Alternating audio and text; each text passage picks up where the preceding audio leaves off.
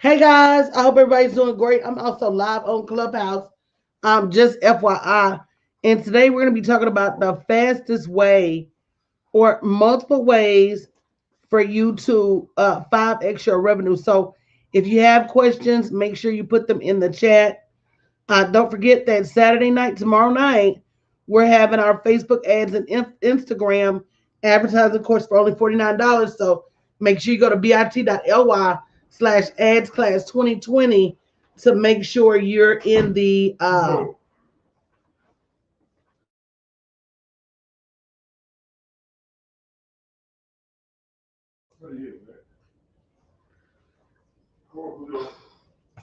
so if you have any questions today, we're going to be talking about uh how do you what's the fastest way to 5x your revenue.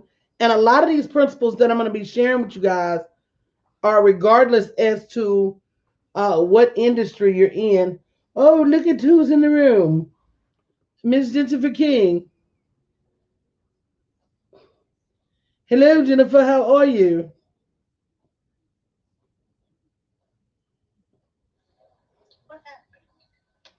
Can y'all hear me? Yes, I can hear you now. What y'all talking about today? So I'm talking about, hey, Monique. Hey, D. Morris. I'm talking about the fastest way to 5x your revenue. Oh, look at my bookie boo in the room. Yes, that's true. Kaboom, just who stepped in the room. Hootie hoo, that's the sound of the crew. What's up? Oh, we got Mirielle. I'm gonna mute you while I don't hear Tisha in your background, Lulu. Ah, thank you guys. Thank you guys. So I'm open for questions as you guys join, as people join, because we're on Clubhouse also. But I thought, with it being the end of the year, and most people should be doing profit planning, should be doing their marketing plans for 2021. It's got to come to your mind. And I asked somebody that's earlier, I said, it's the end of the year. And if you're not already looking at your revenue from this year, saying to yourself, I got to do better, I got to do more, then I don't know what you're doing. But I know that's all we talking about right now. Is how to get more on the board for next year. So if you have any questions, definitely ask them in the chat. If you haven't shared the broadcast already, make sure you share the broadcast. Um, so Shanedra, what questions do you have? Put Shanedra on the spot. Coach, for someone that's newly starting out and they struggle with content and trying to beef up their revenue, what advice would you have for them in the terms of content creation? Here's what I had to learn in reverse, right? Because I started out on live stream having to pump out a whole lot of content every day. What I learned in reverse and what I'm teaching my clients now is let's get to the root of your content. Create the best piece of content imaginable. And let's put it out there on Facebook ads, Google ads, YouTube ads, and let it play over and over and over. That way, you're not trying to come up with your best suit every day. I mean, if you try to get dressed every day and make every day your best outfit, eventually you're going to run out of clothes. And that's what happened to me in live stream. Now, I don't despise small beginnings, because starting on live stream did make me a content master. And so now I'm able to create campaigns at the blink of an eye. I'm able to create marketing themes. I'm able to create, brands, and you guys see me do it about my clients all the time out of thin air. So it taught me. So I don't begrudge being taught. But if you look at the big boys, the Starbucks, the McDonald's, the Targets, the Marshalls, they're going to create a commercial and they're going to run that commercial over and over and over. So why shouldn't I? Does that make sense what I'm saying? And we all know this is a pay to play environment. I mean, organic traffic is great. I built my following with organic traffic, but the more crowded the scene gets, and I want you to be mindful of what I'm saying. Go out there tomorrow and look from a gender and demographic perspective and see how many black women you see running ads consistently. How many do you see? Other than you, Coach, not many. And that to me, that is the miracle of standing out. Hey, Courtney, the miracle of standing out is I'll spend money to show up by myself. You know, right now I'm on Clubhouse, I'm on Facebook, I'm on YouTube, I'm on Periscope, but so is everybody else. So at some point, if I want to separate myself from the crowd, I got to be willing to spend money to do so. And I don't have a problem doing that. So, guys, we're talking about the fastest way to 5x your revenue. But I can tell you this too. The second thing, Shanedra, is your pricing. 99% of all entrepreneurs that I run into have their pricing totally incorrect. They start by serving, right? They start with one-on-one coaching, one-on-one this, one-on-one that, which in all actuality, that should be they VIP, they valet, they upper echelon. That shouldn't be just their package. So if their pricing is incorrect, matter of fact, I did the math with somebody today on a discovery call. I said, what's the maximum number of customers you can take? She said 5.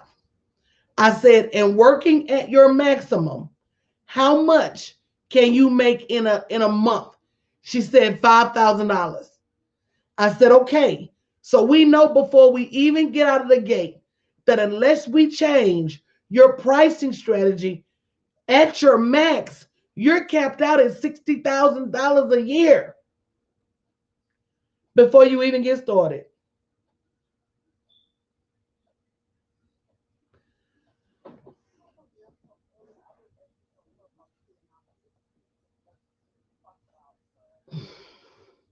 Hold on, Shanidra, I can barely hear you.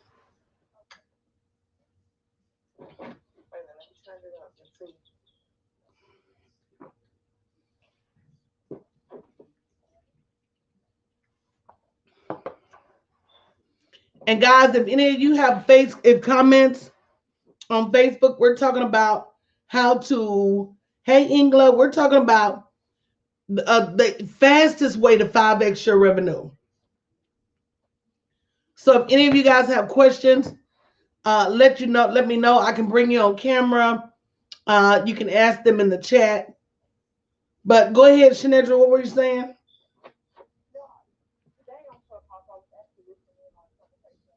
You still sound muffled. Is it just me? No, she sound muffled. Oh, what's going on, guys? Hold on. Oh, that's better. No, that's better.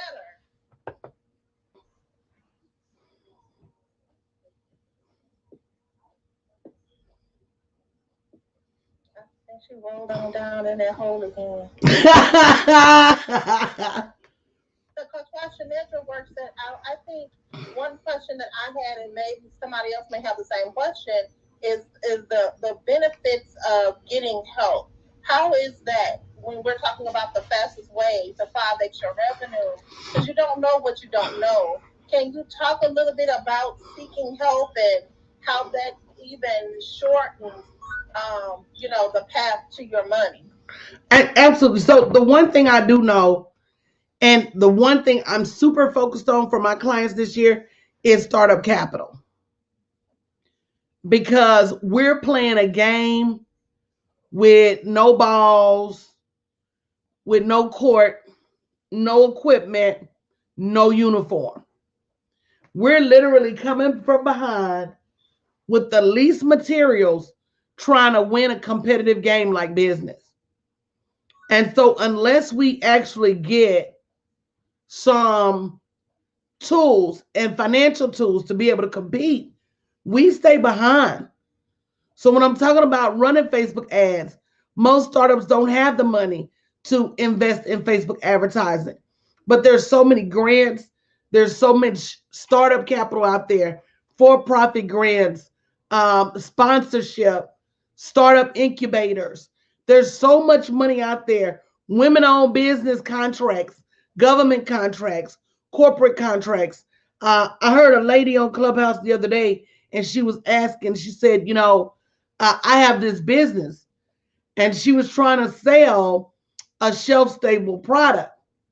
And to be honest with you, if she got a government contract of some type, she would be able to go in, cater for those government contracts, and slide her comma over three spaces, because now instead of selling products one by one, she's selling them to government. So that's another way to 5x your revenue, is to really seek out corporate vendors and corporate sponsors and corporate clients, and not just your everyday client. If you make gift baskets, why aren't you pitching those gift baskets to Sprint and AT&T and all of these corporate offices, Geico, to send to their employees and agents and all of that for the year, instead of just trying to sell one by one? So there's a time when selling one by one is great. There's a whole nother time where you need to be in a whole nother field trying to sell your stuff, and instead of trying to sell it one by one. And that's another way to 5x your revenue. Shanetta, did you get your mic fixed? Let's try it. How's it now? It still sounds like you moving around. Go ahead. What did you say? I wanted to share something from earlier. I was actually in a different room on Clubhouse, and a young lady was in there speaking about her children's boutique. And one of the things she said, that when she talked about her pricing, is that she went and looked around at other competing children's boutiques, and she wanted to be the cheapest one. But why? I know. And I thought about that, and I'm thinking, like, even like when you're in Walmart and you get the great value version, like, you're not getting that great value version because it's the best thing for you or the best fit. You're just thinking, I want to save like a few extra dollars. And I just thought that was really bizarre that she chose that going into her pricing thought process. So here's the thing. She thought low cost leader, but she didn't think volume. And Chanel will tell you, there are times where I say, I'm going to sell this for $9. But I know my list going to let me sell 100 or 200. So I'm making $900 or $1,800. If you don't have the pricing structure, number one, she's not getting the clothes at a super cheap discount somewhere.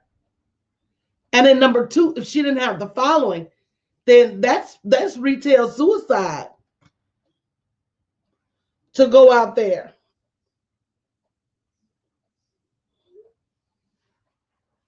and try to beat people on price. And especially nowadays, a lot of times before we do things, we got to put ourselves in the mind of the customer. How many people want their children wearing the cheapest of stuff in a day and age where you got little bitty babies wearing $100 Jordans and all these clothes from Baby Gap, baby Banana Republic, baby Abercrombie and Fitch.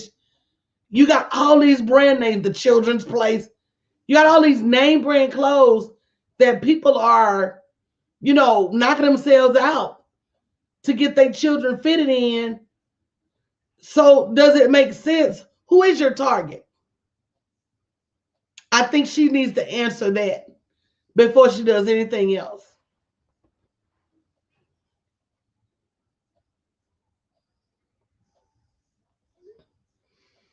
Does that make sense?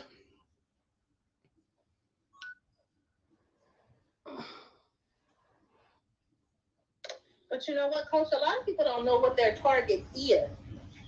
So it's like you go out and you buy a bunch of stuff to sell, and you're expecting, one, to sell to your family, two, that somebody's going to happen across your Facebook page and see what you have for sale. But they're there's no strategy behind that. So since we're talking about the ways to 5x your revenue strategy, how does that play a part? When you know exactly who you're talking to and you can appeal to exactly what's going on in their head, in their heart, in their life, and they can say, oh, okay, and nod their head when you're talking, then they're going to buy from you faster than somebody that doesn't resonate with you. The minute you know who you're talking to and all your marketing messages line up to talk to that person, when you say, oh, okay, girl, I know you sick of going to a job, your boss be treating you crazy, you sick of sitting in traffic, you know you're destined for greater than this, you keep getting those ideas and you ain't doing nothing with them. Come on over here and let me show you how to flip them ideas into some money. How many of you would say, okay, yeah, coach, you sure right? Because you guys have all of these ideas and you don't do anything with them. You sitting around with $1 million worth of ideas in a notebook. I know that about you because it was true about me. See, so once I know exactly who my target is, I'm gonna strum your pain with my fingers. I'm gonna kill you softly with my song. I'm gonna tell you what you did this morning, what you did this afternoon, and everything you did in between that's keeping you from living the life you want to live. Period. And once I do that, people will pay anything for what you offer. So the price is first, but it's not first. The offer is first. Does that make sense? And once I get my offer right, the people that don't have the money will go find the money. And if they don't go find it, it's not important enough to them. So, guys, we're talking about ways to 5x your revenue. If you have any questions on live stream or in Clubhouse, definitely let us know in the chat. I will tell you consistency. Consistency will 5x your revenue. I see so many entrepreneurs that are here today, gone tomorrow, afraid to get out there, not marketing like they should. You want to 5x your revenue, 5x your marketing. No matter what your platform is. If your platform is podcasting, and I know a lot of podcasters post 2 podcasts a week, start posting 5. If it's Instagram and you go live on Instagram 2 times a week, start going live 5. People always ask me, well, coach, how many times should I go live in a day, in a week, in a month? I say, how much money do you want to make? To me, live stream is like the news. There's always going to be somebody watching. So if you go at 5 o'clock in the morning, the early birds are watching. You go at 7 o'clock, those are the work birds. You go at 10 o'clock, those are the overnighters that just got off. You go at noon, that's people joining in their lunch break. You go at 5 o'clock, that's the people caught in traffic. You go at 7, that's the people cooking dinner. On up to midnight, you got the night owls. So there's always somebody watching. The question is, are you always marketing? That's like this Clubhouse. I'm going to figure it out, y'all. I'm going to figure out when the streets is empty and I'm going to run out there in the streets. I don't care if it's 2 o'clock in the morning. Which is another key to marketing. When everybody else zigs, you zag. So welcome Shanae, welcome Miriam, Mimi, welcome Dee, welcome Chiquita. What questions do you guys have about 5X in your revenue? Coach, I have a question. Sure. As a result of being a member of your Black Girl Profits, you know that I was awarded a pre-seed accelerator or selected for a pre-seed accelerator program through the grants that you told us about within your platform, your membership. And so I'm looking to know, how can I capitalize on that, off that wealth and knowledge that I'm going to be receiving when that program kicks off in 2021. That's all about connections. And that is to me, the biggest thing that we're missing, especially as African American women, is we're missing corporate connections. So the more corporate connections in terms of sponsorships, in terms of other startup incubators, I know Goldman Sachs has one, AT&T has one. I heard it firsthand, and Chanel, you was there with me. These corporations are looking to work with African American women founders, and they're willing to do whatever it takes to get us up to the level where we can accept their contracts. So you go in the door eager, but you go in the door building those partnerships that are is going to serve you for where you're going. The same way you know about government contracts now, the flip side of that is learn about these corporations, because a lot of them have similar needs as these government entities. And just like these government contracts will pay you way more than trying to, serve one person at a time. Did that help, Monique? Yes, it did, Coach. Thank you very much. And I mean, that's a person that's still sitting in the corporate space. I can't, say for that. Sinead, we're going to get your phone right.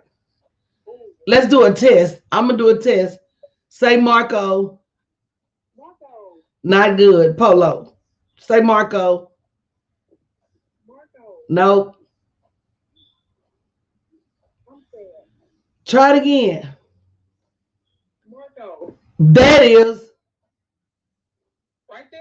Right there. Keep it right there. Keep it right. I'm going to make this statement right in this position. Keep it right there. Here. When are you going to say, it's all right, it's all right? Ooh, baby. It's all right now. I'm just saying, from a person that's still in the corporate space, I can say firsthand, I mean, where I'm currently at, the first part of the year, they wanted to just spend a lot of money on Black nonprofit organizations. But as the conversation continues, they're not talking about, like, let's look at our contracting list and see who we have actually working with us. They want to partner with Black-owned businesses, and that's actually been the topic of discussion going into 2021. So to hear that from their side and hearing their dire need to want to do that, I mean, it's impressive to know the knowledge that I have now from the coach, and it's just lining up to what I'm actually seeing with my own eyes. And I mean, they're looking to spend big money. They're doing an entire pool of all their vendors, from technology to simple as T-shirts to magnets that they use for advertising. They're doing an entire pool of their vendor list and revamping that for 2021. Yeah, I mean, these corporations are actually putting work in. And like I said, willing to do whatever it takes. I think that's the broadcast we'll do at 9, is these corporations really want to work with minority-owned businesses. Are you ready? And do you have what it takes? Come here, Cujo.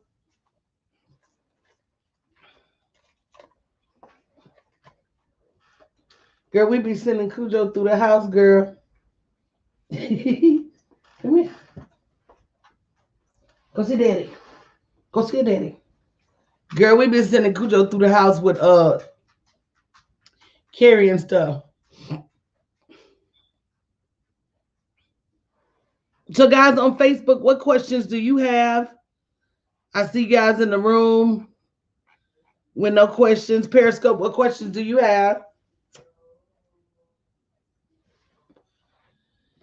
Anybody in Clubhouse, what questions do you have?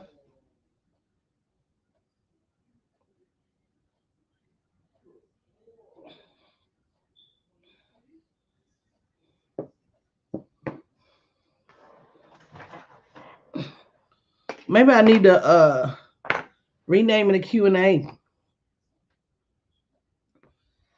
What y'all think? I've seen a lot of success where people have Q&A in their title. It'd be the rooms be packed. Mm-hmm. You think I should rename it Q&A and come back? Let's do it. Okay. All right.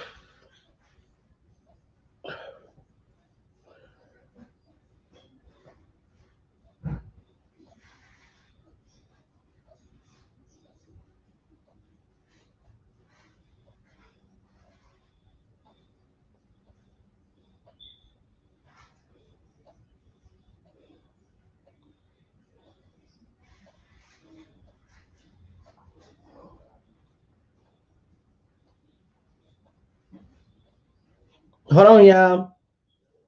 We're going back on Clubhouse.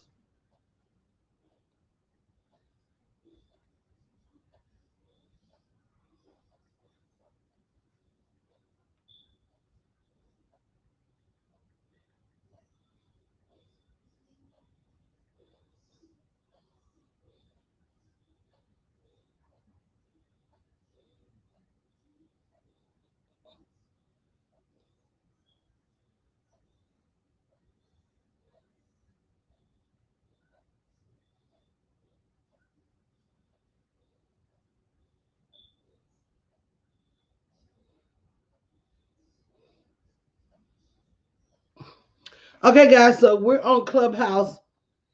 We changed it to a Q&A. Come on now. We're going to get it in. So, guys, we're talking about the fastest way to grow your revenue. And for those of you who don't know who I am, of course, my name is Danielle Patterson Winningham. I'm a former JP Morgan Chase Vice President, Master Life and Master Business Coach, and have been blessed to make millions of dollars online I've been online for a long time, but I wasn't always making this level of money online. So I'm open up for questions. Ask me anything. Hey, Tabitha. Hey, Monique. Hey, Shanidra. Hey, Jennifer D. Welcome, welcome, welcome. So ask me questions, whatever you want to ask. This your free coaching. Get in the hot seat.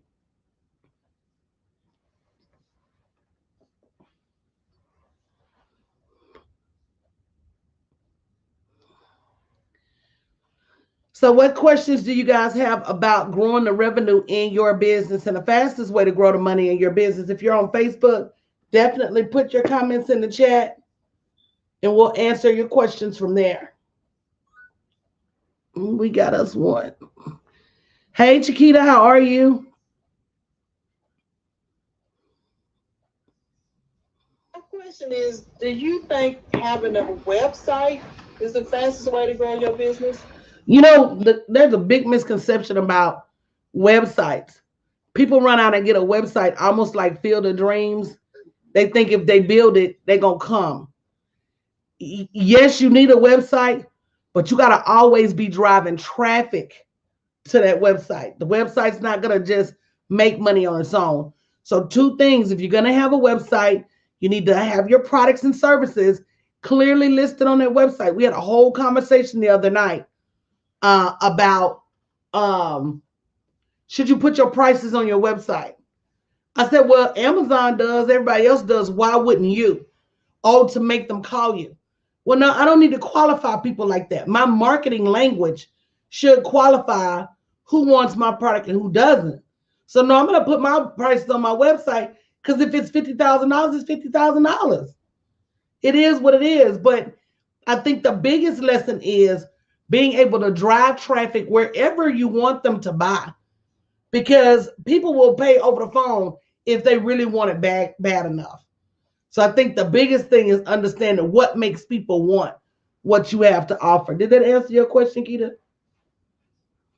Yes, coach. Thank you. Ivani said, what's the fastest way to gain respect from potential clients? We talked the other day about borrowed credibility. And a lot of people go get all of this press exposure, but they don't know what to do with it.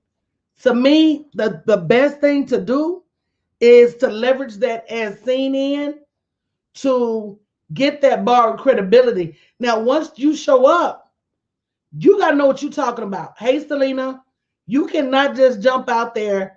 And like I tell my clients all the time, stop putting seven figures on stuff if you ain't never made seven figures.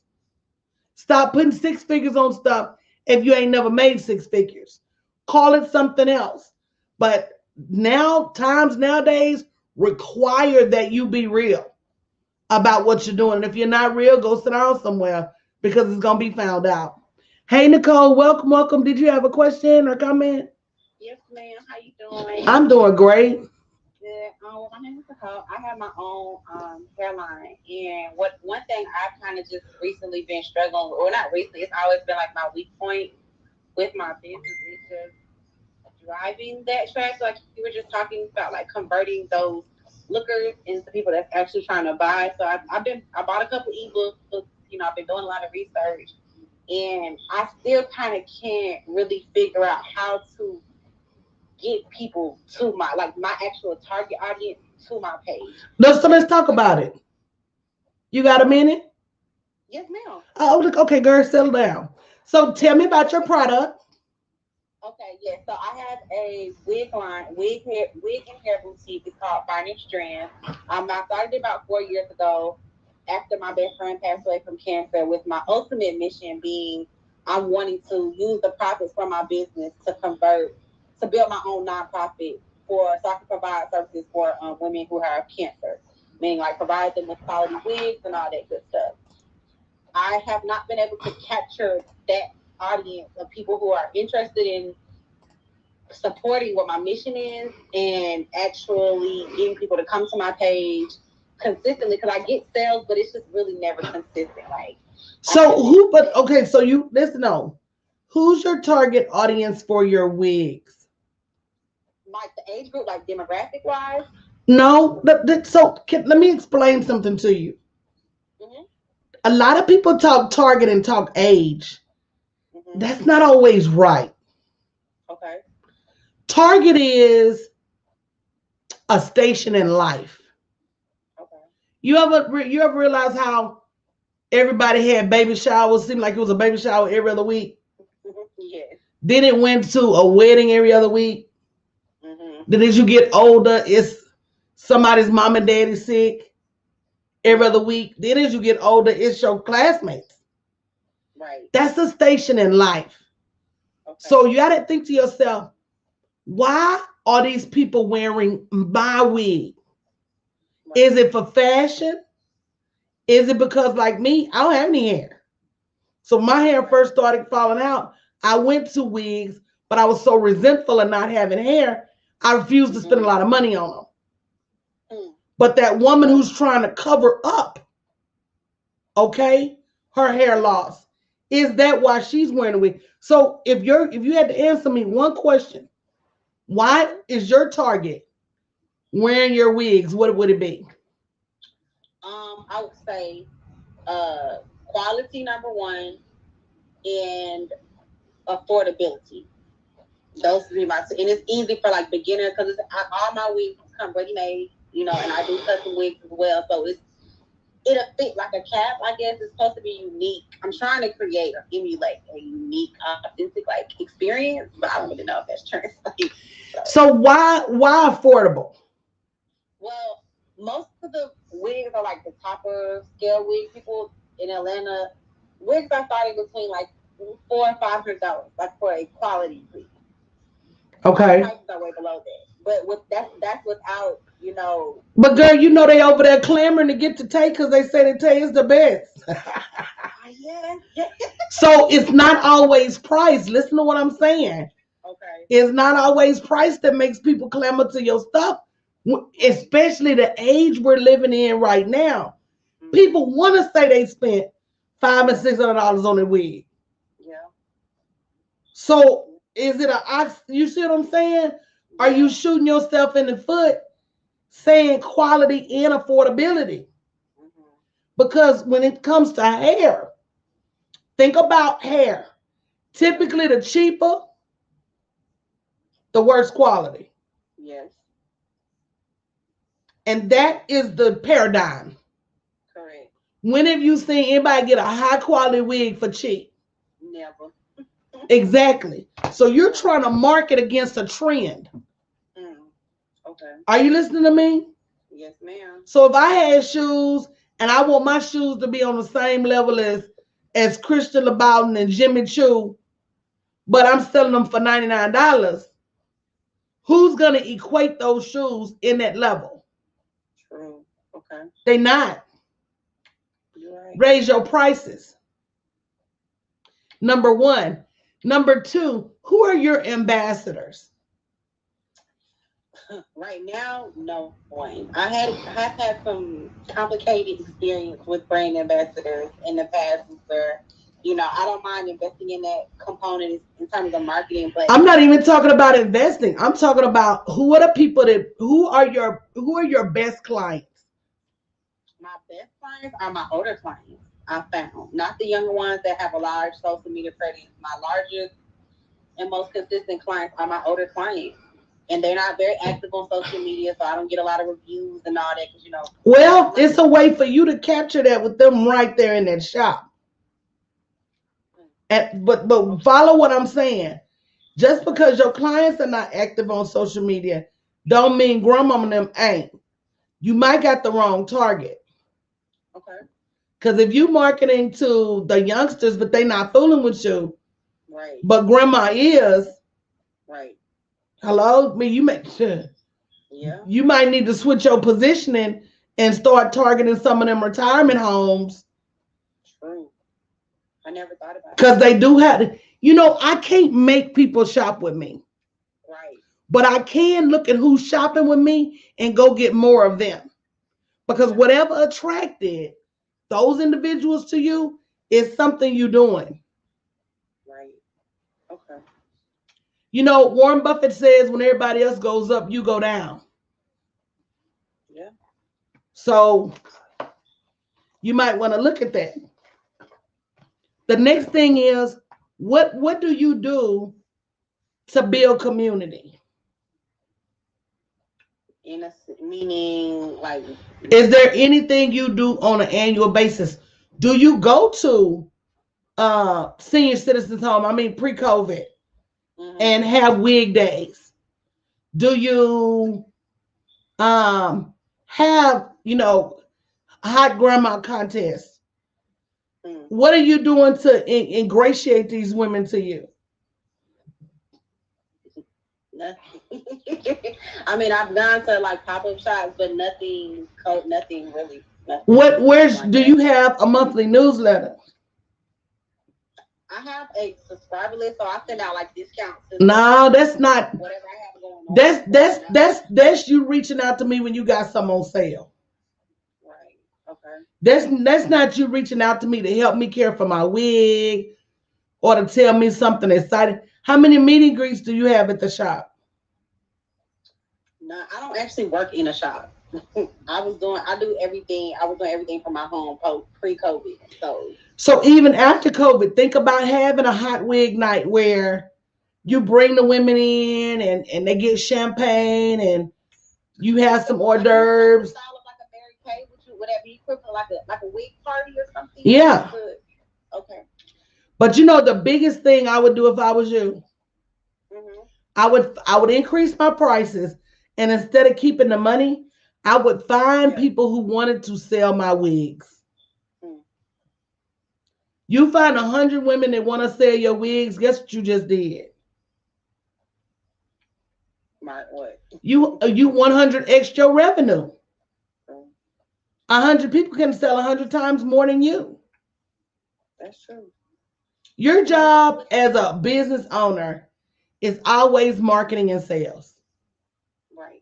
You probably spend more time making wigs than you do on your marketing and sales, which is why you need to hire somebody to say, help me with my marketing plan. Yeah. So that when you get out there, you know exactly what to do. And how long you say you've been bumbling with this? About 4 years, going on 5 years in January. You should be number one by now. Right. You should be number one beyond a shadow of a doubt. Yeah. Am I right? Yes, ma'am. So how does that feel seeing people come up from nowhere and passing you up? Oh, not so great. It does get a little discouraging. And I know that most of it is my fault, just in terms of consistency and all that, because I do everything by myself. So I am. And that's another. That's another huge mistake. Yeah. At some point, you got to say, okay, I'm going to not only invest in the strategy, I'm going to make more money with that strategy. Then I'm going to go start onboarding. You got to choose between being a mom and pop and being a corporation. Right. And I make that choice every single day. Hmm. That choice comes with payroll. That choice comes with team meetings. That choice comes with hiring experts to help you get to the next level. Right. That choice comes with an investment.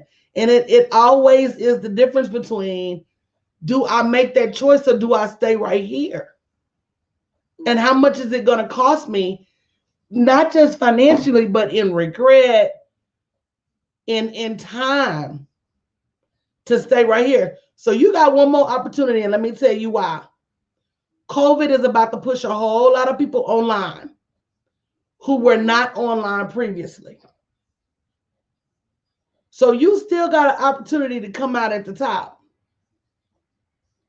but you got to do something different. Correct. You're right. And if you could have figured it out by now, you'd have figured it out already. Correct. That part. Yeah, Seriously. you're right.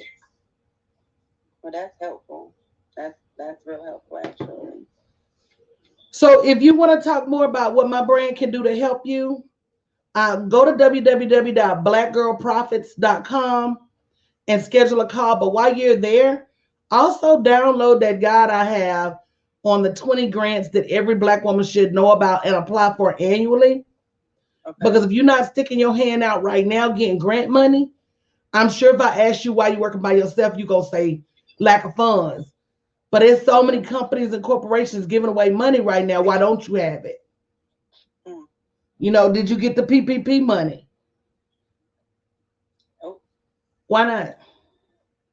actually, I think I put my application in, and then is that the one, the FBA one? Is that? There's two different ones. Oh no, I did the FBA one, and I had got declined for that one. So did you ask them why? Nope. Probably wasn't nothing but a matter of your I's and your being dotted and your T's being crossed. So now this money finna come back around again. You gonna miss it again? No, ma'am. And that's, are you in the right community to get that kind of information? Because I know 90% of my clients got that money. And that's the thing. Like, this platform has been really helpful because you just helped me more than anyone in the last like 4 years. Because a lot of people don't want to share information, or they want to charge you $1,000, and I'm just like, I can invest, but I don't really trust that. So you've been extremely helpful. Well, I charge that, but I know what I'm doing, and I know what you need to do. You can't do without me, so I'll give it to you here. Yeah. Let me show you where I'm finna take you with this money. Yeah. And then now you know where you need to go get the goods to make it happen. Correct. Yeah.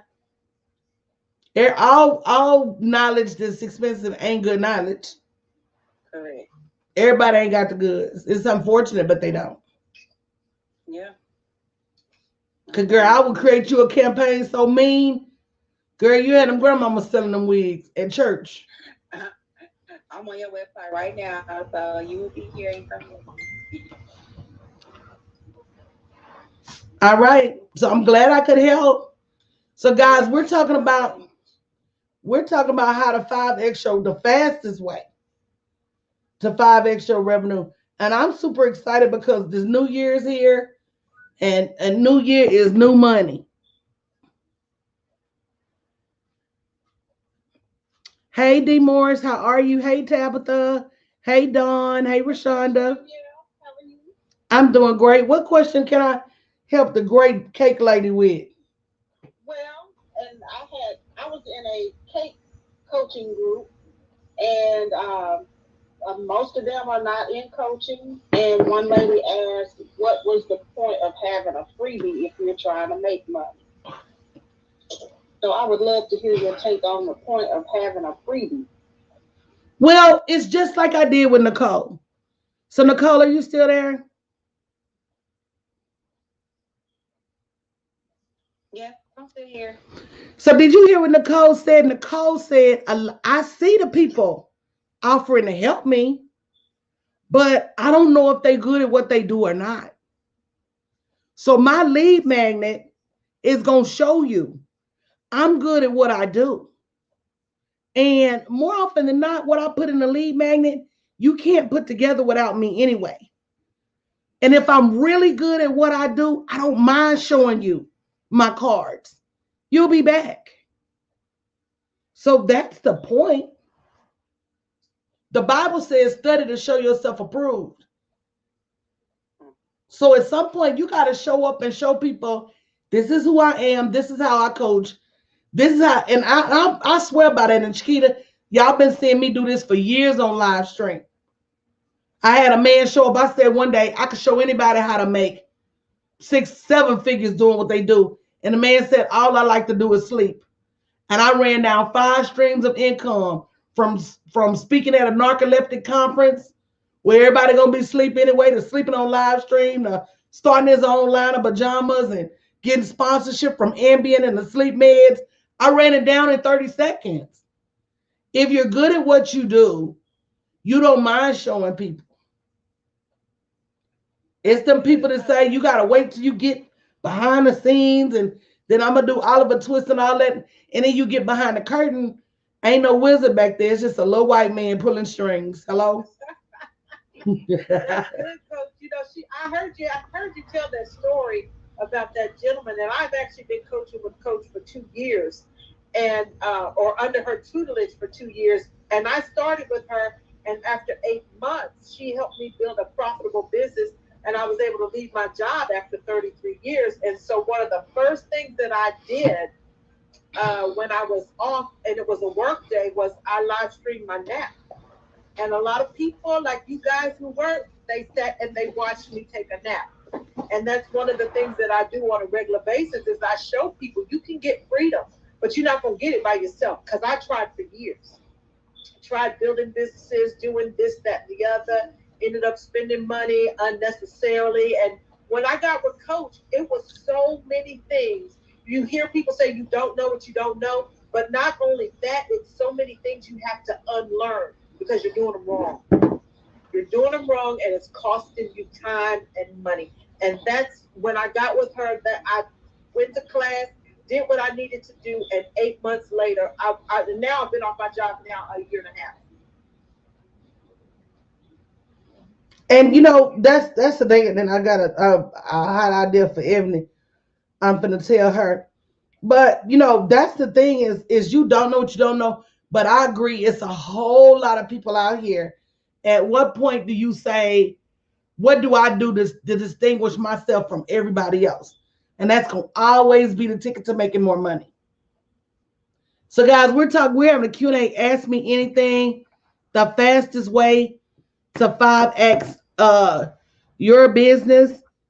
Ask your questions in the chat on Facebook, or we're live in the clubhouse on Friday. D said, Coach, why do you think people hesitate to get help in their business when they're struggling? Okay. In the book that I told you guys to read the other day, it's called Gap Selling. And the thing I told y'all in that book is said that people are comfortable. Okay. In order for somebody to agree to move forward with you, they got to be more sick of standing still than they are afraid of moving forward. Moving forward comes with risk. You don't want to fail. How do you know that this person knows what they're doing? So you have all of those questions. The faster you can get somebody to the point where they're like, look, I'm sick of this, and I know that it's going to hurt me more to stay where I am than to move forward. You heard me ask Nicole. I said, Nicole, how do you feel these people coming in the game overnight and passing you up? It's not good. How long are you willing to do that?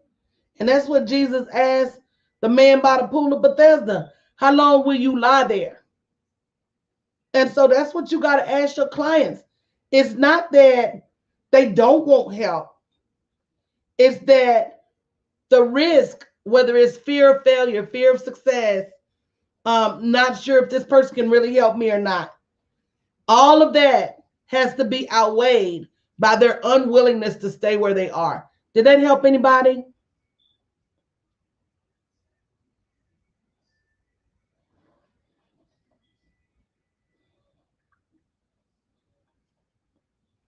Coach Marco. Polo, you're good. Great. I just want to make sure. I don't want to touch on this too much. I know you sell these super amazing calls, these VIP package calls. I mean, they're super phenomenal. Can you talk a little bit about the thought that people think that they need clients by the masses to be profitable? I think people get out there and they think they need thousands of customers to make a profit. Can you talk a little bit about that? Absolutely. I talked about that a little while ago, how most people's pricing infrastructure is flawed.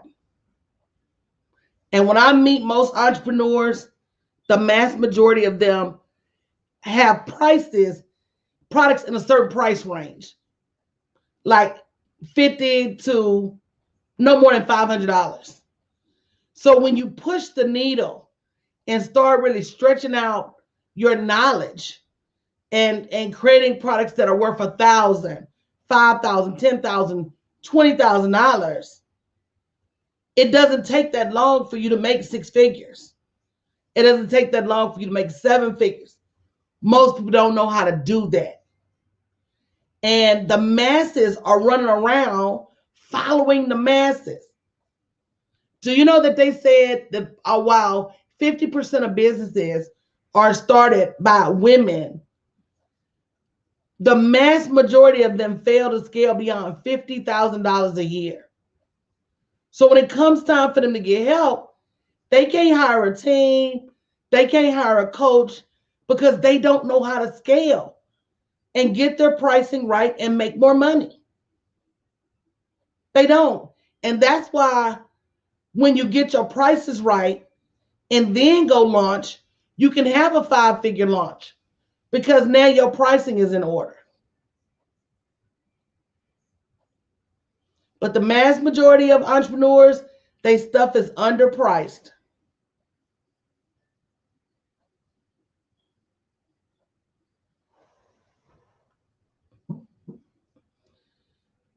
So guys, ask me your questions. We're talking about the fastest way to grow your business revenue. And that's another thing that I find that a lot of people they don't focus on the money. When you laser focus on anything, it grows. If I start the year laser focused on my weight and I plan on it, then I promise you I'm going to have some success. When I have that tenaciousness, that resilience, and I say that I'm not going to give up until I generate some weight loss, then it's going to happen. But if I quit, if I look at it today and don't look at it till tomorrow and then look at it for a week from now, then I'm going to struggle. Hey, Rashonda, how are you? I'm doing pretty good. How are you? I'm doing great. What can I answer for you? Well, I have a online beauty business through Stylist Solutions, and they switched over to a new system, and so everything that I had connected, it pretty much went offline. And once it went back to their new system, well, then anybody that would look up my .com, it shows nothing. And so it's like I've been offline for like a month. And so on their end, they gave me a new URL, but I don't know how to connect the domain that I have to it. So I've called them and I've left messages and things like that, but I haven't gotten any response from them. And they have a little connection where you can put the domain together, but they haven't answered it or anything. So I just wanted to know, in your opinion, what should I do? Because I started getting a lot of response and things like that. And then once they did that, it just kind of... Who'd you buy the domain name from? GoDaddy.com. GoDaddy can help you with forwarding that domain. Okay. Okay, I didn't know if I needed to go through the stylish solutions or just GoDaddy should be able to help you in getting the domain for it. okay. Yes, ma'am. And also, you had told me to look into the idea of the oh God, I can't think for thinking. The detox.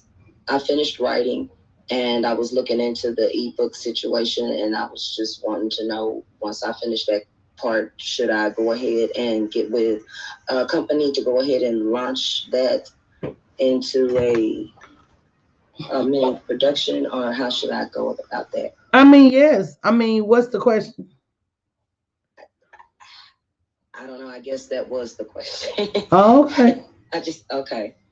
Because you said $500 and it just dropped my jaw, and I've never put a price on anything. So when you said that, I was just okay. I went for it. I've been writing ever since.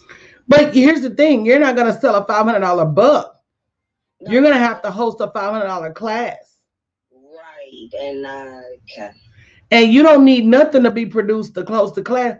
Let me tell you something. I have showed up with a Word doc and taught a class. You can start a class with a Word doc and a Facebook group. Why do y'all act like you have to do so much? So I just go ahead and put the I'm not gonna repeat myself. Yes, ma'am. See, that's fear. What did I just tell you to do? Facebook group and it's fear. It'll keep you broke, sis. Will you please tell me one more time? I'm gonna write it down this time. Why didn't you write it down the first time? Because I was in shock that I'm even talking to you. I'm just being real. Oh my God. All you need is your notes in a Word document and a Facebook group. Can you help her with that, Shanidra?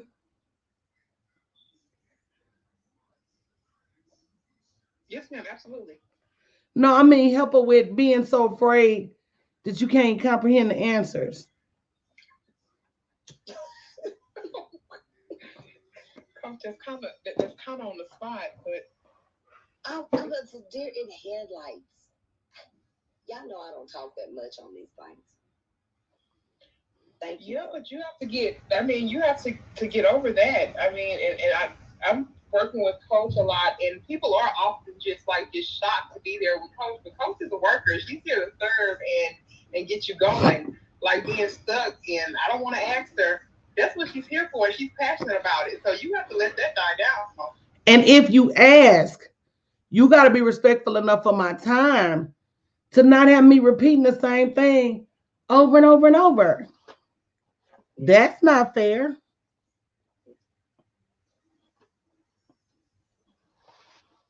Yes, ma'am. Thank you. Now, difference between me and you want to know what it is? Yes, ma'am. I'd have been out there selling that weight loss already. Yes, ma'am. You lost 84 pounds in 3 months. Yes, ma'am. I would be out there selling it already. Okay.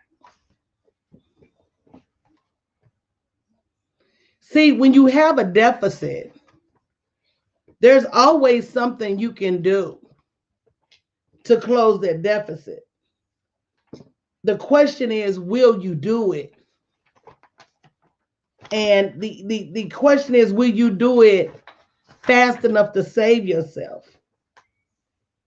Because at some point, you got to say to yourself, I either got to be afraid of being broke or afraid of being afraid. Me personally, I'm so afraid of being broke that I don't feel like I can afford to sit still and not take action. Yes, ma'am. I feel like fear is a luxury that I don't have.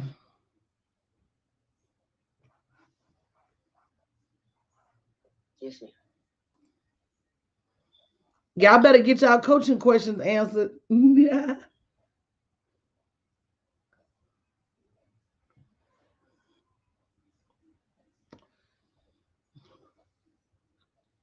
Tabitha, Don, Mimi, you guys don't have any questions?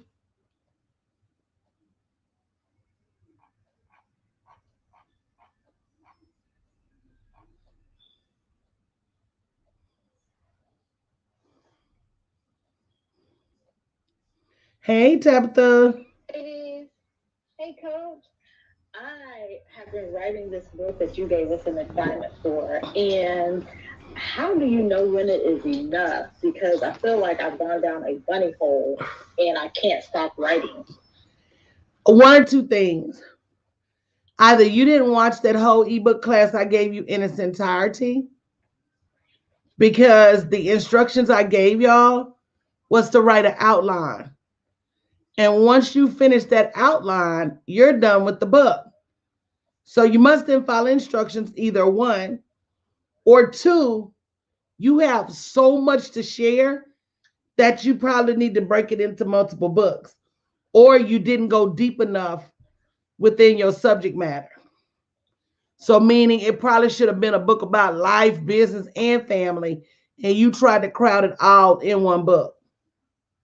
That's maybe where I am with the crowding because I have the outline and I feel like this is a lot to put in one. But I addressed that in that ebook session. I said, look, if I said you need to break down everything you know, and if it becomes too much in an outline, you need to move it into either sequels or different types of books. But while you doing all that writing, what money are you making? Well, not until I finish the ebook.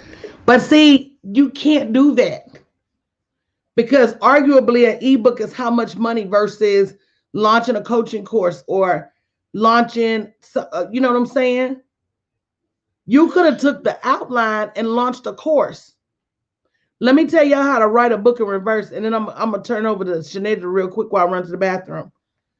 How you write a book in reverse is write the outline, coach the course, take the recorded sessions, go back and have them transcribed and turn them into a book. Right, that's genius. Uh-huh. And you got money in your hand while you're doing it. Shanedra, I'll be right back. Wow, that was powerful. That was a powerful statement Coach just gave us. Write a book in reverse? Wow.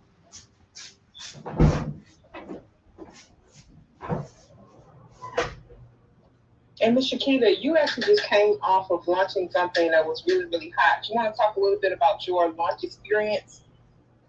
Oh, wow. You know, with Coach, you're always supposed to, not only are you always marketing, you always should be in launch mode. And so this launch that I just did, it really opened my eyes on how to really launch something. For instance, it matters what day of the month you launch it. You have to always be thinking about how many people you can get in front of, you know, building your ebook, building your email list consistently, you know, giving the people something that they want to click on that has value, and live streaming. Discovery calls are big. Instead of giving them the link to the class, you got to get them on the phone. And so you can see how you can serve them. So even though, you know, we learn it and coach teaches it, until you actually get in motion of doing it, that's when everything clicks. That's when everything clicks. And after that first launch, you get proficient in all the other launches. And you're bound to, every time you have a launch, you're going to make more than the previous launch because you get better at it. And so it's like having help, because a big launch, you need a team to help you to get, you know, all the moving points right. And so this was really an eye-opening experience, and being able to have a big ticket item. That's what makes those numbers go up. When you having those, you know, 5 and 6 figure launches, is having a big ticket item and giving them choices. And so, yeah, this launch that I had was successful, but I learned a lot of things that I would do differently to reach more people on my next launch, and it's exhausting. Oh yeah, Miss Kid. I can remember like behind the scenes when you were getting all your checklist stuff together and knowing that all those moving parts were gonna have to come together in order for you to have a successful launch. Everything from the technology to who's gonna help you on your lunch team to all of that. I mean, it was really, really an all-on operation. Exactly, down to the times you're gonna go live, your webinars, getting people in the room. It's exhausting. My phone would be out of energy every night. You you tired, but you think I'm going to sleep when it's over. So if you don't get any sleep in 30 days, but you made $75,000, it's okay. It's okay not to sleep. You sleep later. But until you're in the middle of it, that's when you truly understand what makes it work and how much you value that person's help, uh, being able to do that. So if we're helping each other launch and doing the same things, then everybody's going to be successful. But you need the technology. You're right, Shanedra. You need that email marketing. You need that landing page. You need a place. You need a button for them to pay you. It needs to get out there everywhere for people to see it. And then, of course, the next launch is to have Facebook ads. That's really going to be powerful. Yeah, and I think that's important because a lot of people, I know me, just coming into it fairly new, not really knowing there were so many moving parts. And I don't think people have that context when they're out there running their business. They just think they're going to put it out there, or it's going to sell, and everything is going to be peachy keen. When that's not the issue, that's not it at all. Right, right. Sinead, you was in the room. You seen the whole list, everything. They had to be put, and I seen on your eyes, you got those perfectly arched eyebrows. I was like, okay. Yeah. But part of that too is having a team that can help you with this stuff. And most people are out here solopreneurs, and it's killing them. Yeah. It's killing them in the water. And they think they can do, if I can only get past this, if I can only get past this. But it's not that simple.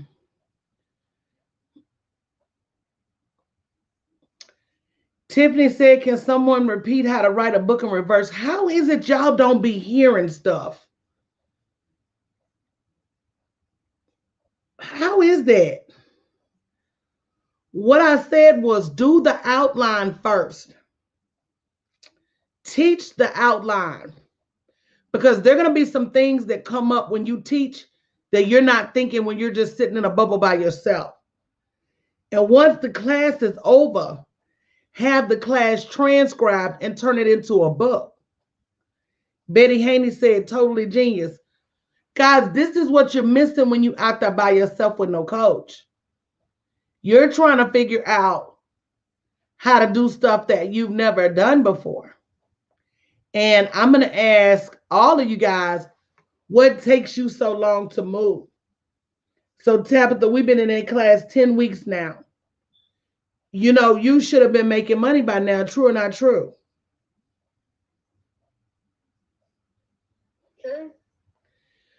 So what keeps you from executing to make money?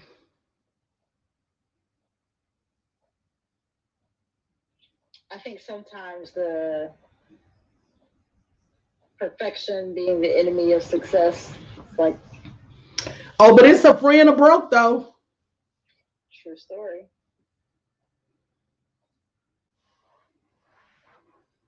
I mean, had you executed in this class, you would have been prepared to have the money coming in you needed to continue to get the coaching you needed. See, let me tell you, whenever you get afraid or whenever you get stuck in that perfection curve, stop and write down what do you risk losing if you don't move forward.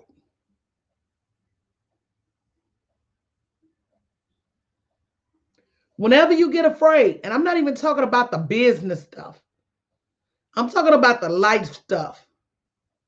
What do I miss losing? What do I risk losing? I risk the opportunity to be able to pay for my child to go to college. I risk the opportunity to retire in a couple of years.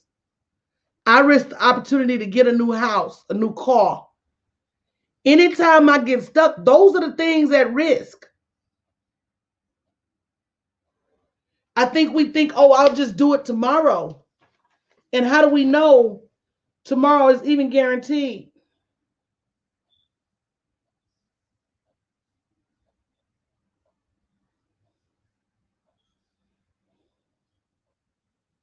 How do we know that?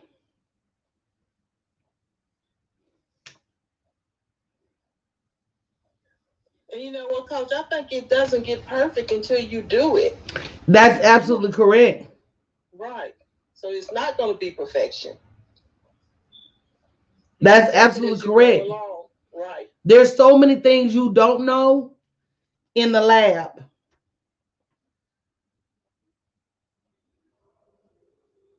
There's so many things you don't know. That's why I said teach the class. Those students are going to ask you questions you didn't even think about.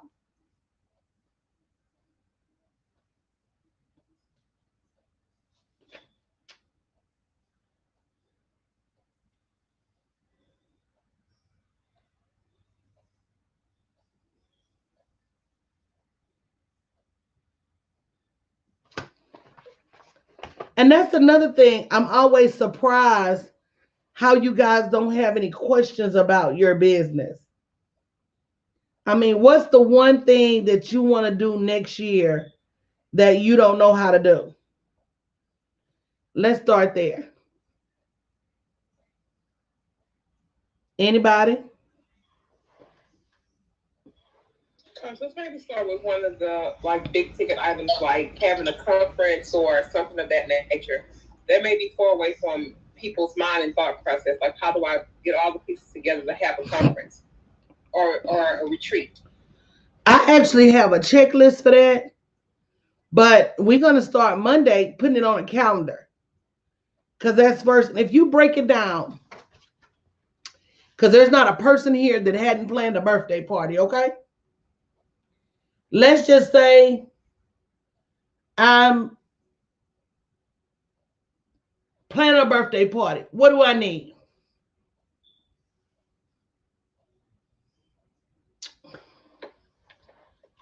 Food, a cake. I got to have a venue, right?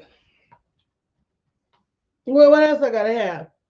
I got to have some food and something to drink, right? I have some type of entertainment, right? A venue. I gotta have a venue, yep. I gotta have some people to come. And so I gotta think, well, why would people come? So the same way we do themes for birthday parties, you do that for a conference. You see people do the 20s themes and the 70s themes. You want to give people a fun reason to come. Same thing with a retreat.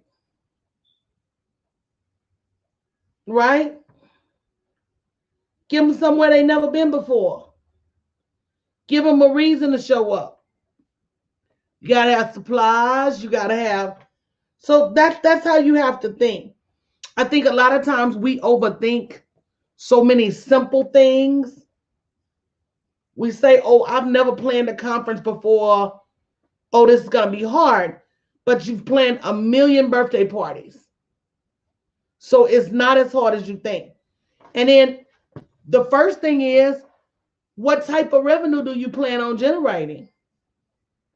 I see people host what I call broke conferences year after year after year. And unfortunately, what they'll do is they'll say, I'm going to host a conference, but they don't have any clue as to what they're going to upsell during that conference. They planning on making the money off the ticket sales. And who could care less? I've yet to have a conference where I didn't make at least $250,000 to $400,000 that weekend. I mean, Chiquita, you guys have been there. You've seen how many mentees I sign up, how many coaching clients I sign up. You can do the math, it's easy. But it's because I start with the end in mind. And that's what you have to do with all monetary endeavors. If you don't know a way to make money at the gate, why are you doing it? The money is not going to just stumble its way onto your path. Hey, Tiffany, thanks for joining us.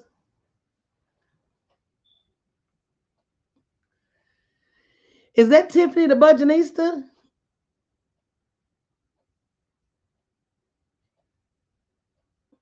Look, I need to get Oh my. my God, that looks like her. I need to get my. Now I'm finna be starstruck. I need to get my glasses on. I, Tiffany.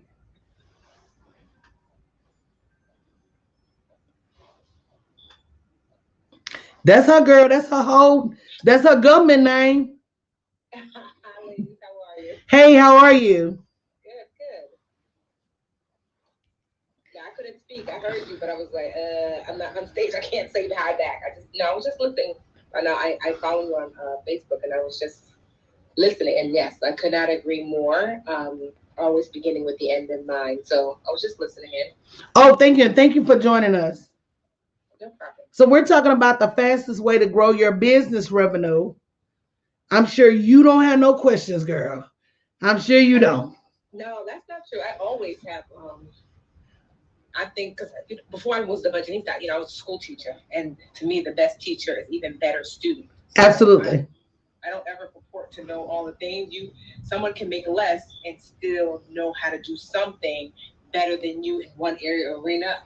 And I'm just like, so I'm always a student. Like, I never thought about that. When I tell you, I got like 4 books I'm reading right now, 3 different podcasts, 2 different courses, because I'm like, somebody knows something I don't know. Absolutely. And I agree with you. And one of the things I was even telling my clients, as we work to scale to 3 to 5 million next year, that it's always this, it's something that you're not doing right now that can propel you to that next level. Exactly. But I can share. Well, I had like a really good coaching session today with because I want to explore different types of marketing.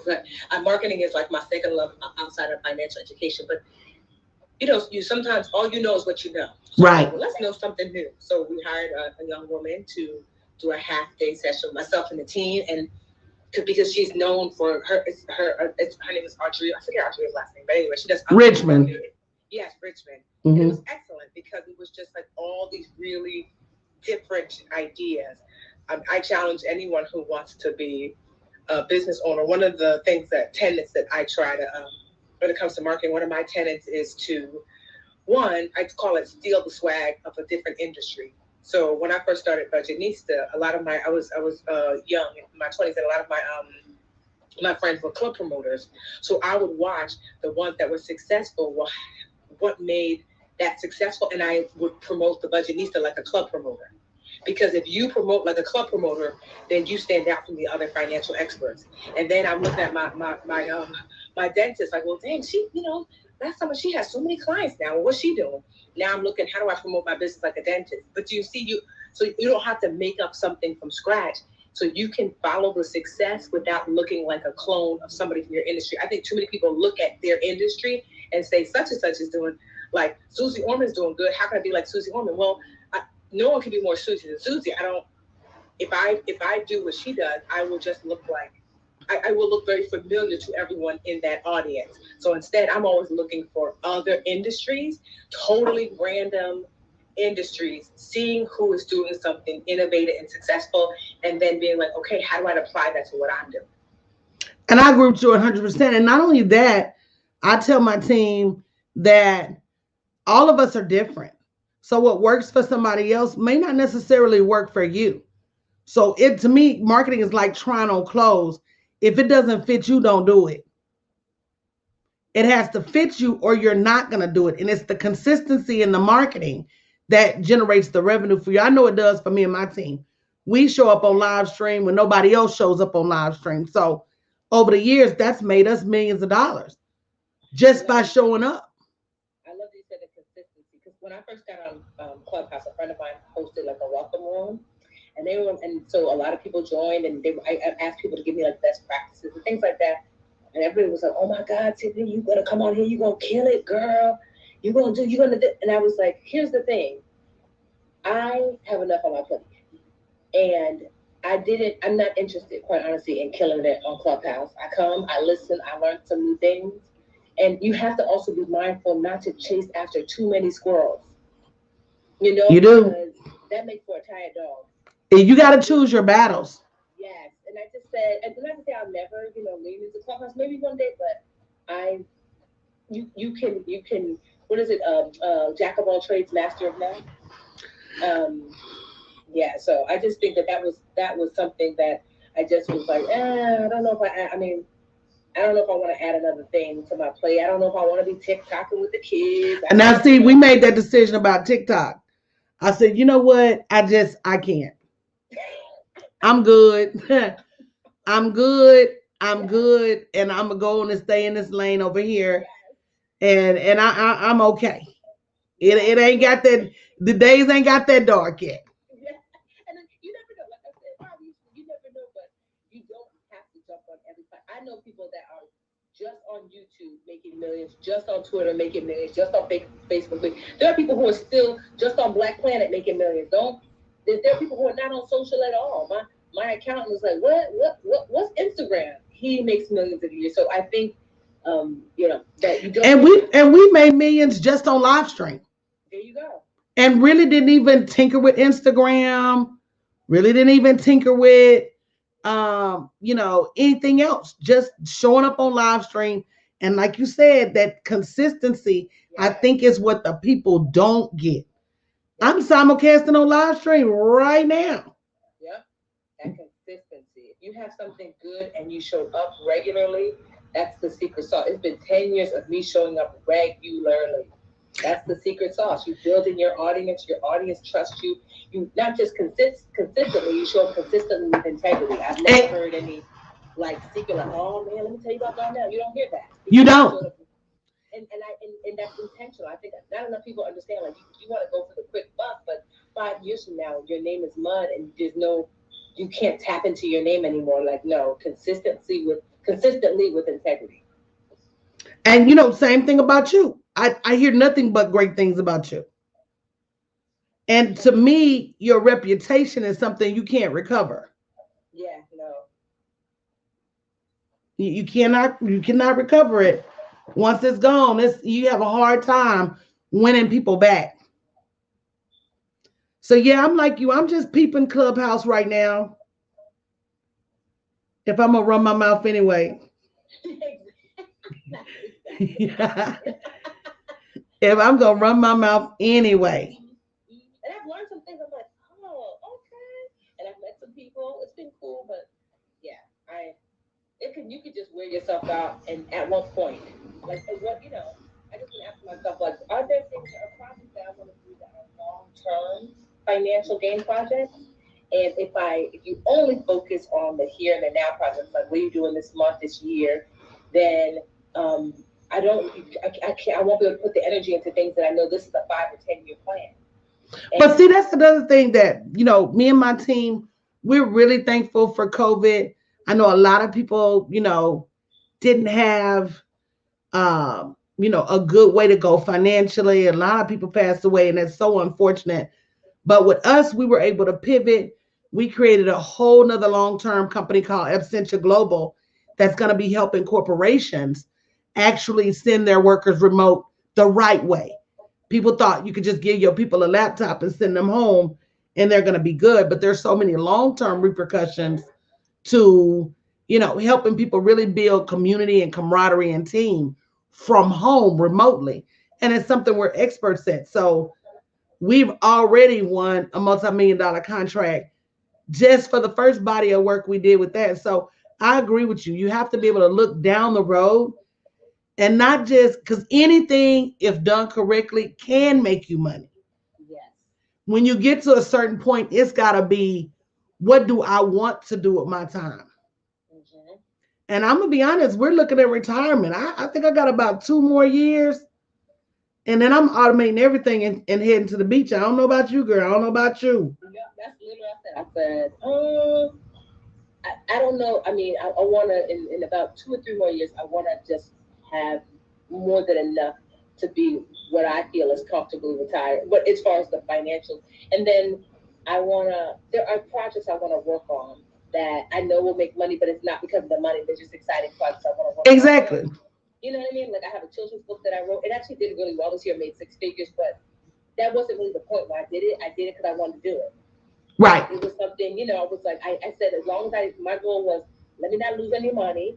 But I used to be a preschool teacher and I've always wanted to write a children's book. And I wanted there to be a chocolate little brown girl on the cover. And I wanted it to teach age pre-financial education. And it does. And school systems have been buying them in bulk. And so we did a Kickstarter. It raised about $70,000. And yeah, so that was a project. I've been working on that secretly for like at least the last 5 or 6 years. Nobody knew, but it was just when Budgetista got really overwhelming, I would work on that because there was no timeline. It was just a joy.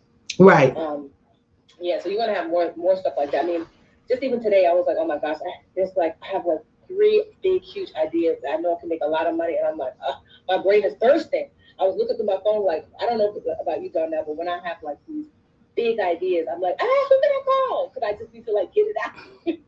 Well, girl, you can call me, girl. I'll give you my number. Yes, please. I was thinking, I want to call other business women so I can be like, am I blocking? Isn't that dope? Isn't it? Like, because sometimes you're like, I'm not sure. Is this as good of ideas I was thinking? I'm like, because you're looking to the left and to the right, and you're like, no one's done this. Why? Like, that's that thinking though that I challenge my clients to do. That to be that standout, to be that creative, to be the first to the table.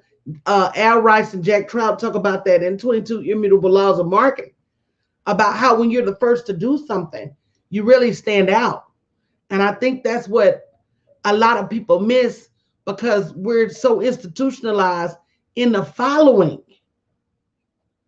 and scared to be the 1st. Mm-hmm.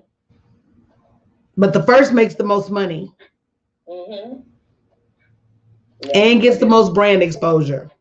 Mm-hmm. So we can't be afraid. But you know what? That was the one thing when I hired my most recent coach and she asked me, what did I want? I told her I wanted relationships with women at my level because it's so hard to find, it's just hard to find. I have my clients, but where are my peers? Yes. It's important too because if you don't, then there are things that I want to ask, but I'm just like, wait, because for example, I was going to call a friend of mine today. She's really good at executing, excellent, and I'm really good at mission, at motivating, at building team. I'm if she's a 10 at executing, I give myself a solid 7. Like I can execute, but it's not my natural nature is not to be super organized. So it takes a lot of it takes a lot of work for me to execute. So I was actually going to call her and be like, girl, I have these huge ideas that I think will just be amazing. Like what are your tactics for execution? So, because I'm trying to figure out which ones to do. What do I start with first? But even just bigger than that, because what will take somebody maybe like 3 months to execute, I'll be dragging it out for 6 months. I'm going to see, and that's not me. My team will tell you I'm an executionist, girl. I stands with a guillotine. I can talk about it today. Matter of fact, with Absentia, we got an opportunity to pitch for $40 million in contracts, right? For minority women-owned business. We went from an idea to the website, the pitch, all of that done, and won the contract, the biggest contract, in 12 days. Yeah. So no, I execute because I feel like, number one, I don't have a choice, and then number two, what's drawing it out gonna get me? I feel like every day I draw it out, I lose money. So if I'm gonna do it, I'm gonna go ahead and do it. And if I'm not, I'm not. Mm-hmm. But that has to do with having a strong team, having a strong operations manager, which I do, having a strong technology team, having a strong marketing team. And that's what the good thing is. I've learned for myself to hire my weaknesses. Absolutely. I have an amazing operations man. My COO is like, so usually what I'll do is she had a death in the family. So usually what I'll do is when I get these ideas, I will call her and I will brain dump, and I'll be like, and then blah, blah, blah, blah, blah, blah, blah. And she will take all of them, will organize them, and then she'll like maybe like a day or so later will show me and say, well, what do you want to start with first, and then she will activate the team. So that's what I'm like. Well, girl, you don't gotta be good at everything, but she's amazing. But it's just because, like I said today, she had a death in the family. I'm sorry to hear that. Yeah, so I didn't have my brain dump partner where I usually. So I'm like bursting at the seams. I'm calling my sister like the kids crying in the back. I'm like, girl, I'm gonna send you my number, girl. You can call me. I'll be over here. But then, too, the second thing about that is too restraint, and that's why we're working on finishing my 2021 marketing calendar. It's about to be done in a matter of days, and so once my calendar's done, and Shanedra, I told Shanedra, hold me to it. I can't put nothing else on the calendar. We gotta walk that line. So if something else comes up, if it don't make at least a certain amount of money, it's got to go to another year. And that's how I really condition myself to execute what's in front of me, make the money that's in front of me. If it can wait, wait. And if it can't wait, then put it out there. But I find that by having that structure, this is what we're doing in January, February, March, April, May, June, especially as we scale, to well over 3 million next year. We got to have the structure. I got to know what campaigns. I got to have the graphics. I got to have the sites built. I got to have the ads running well in advance. I can't wait until the 11th hour for anything. Yeah, that's one thing this year we really tightened up because we were okay at it, but I told my this is a year we really laid a lot more foundational stuff down because we grew tremendously. We grew to our first 8-figure year. Just over. Oh, congratulations! Thank you.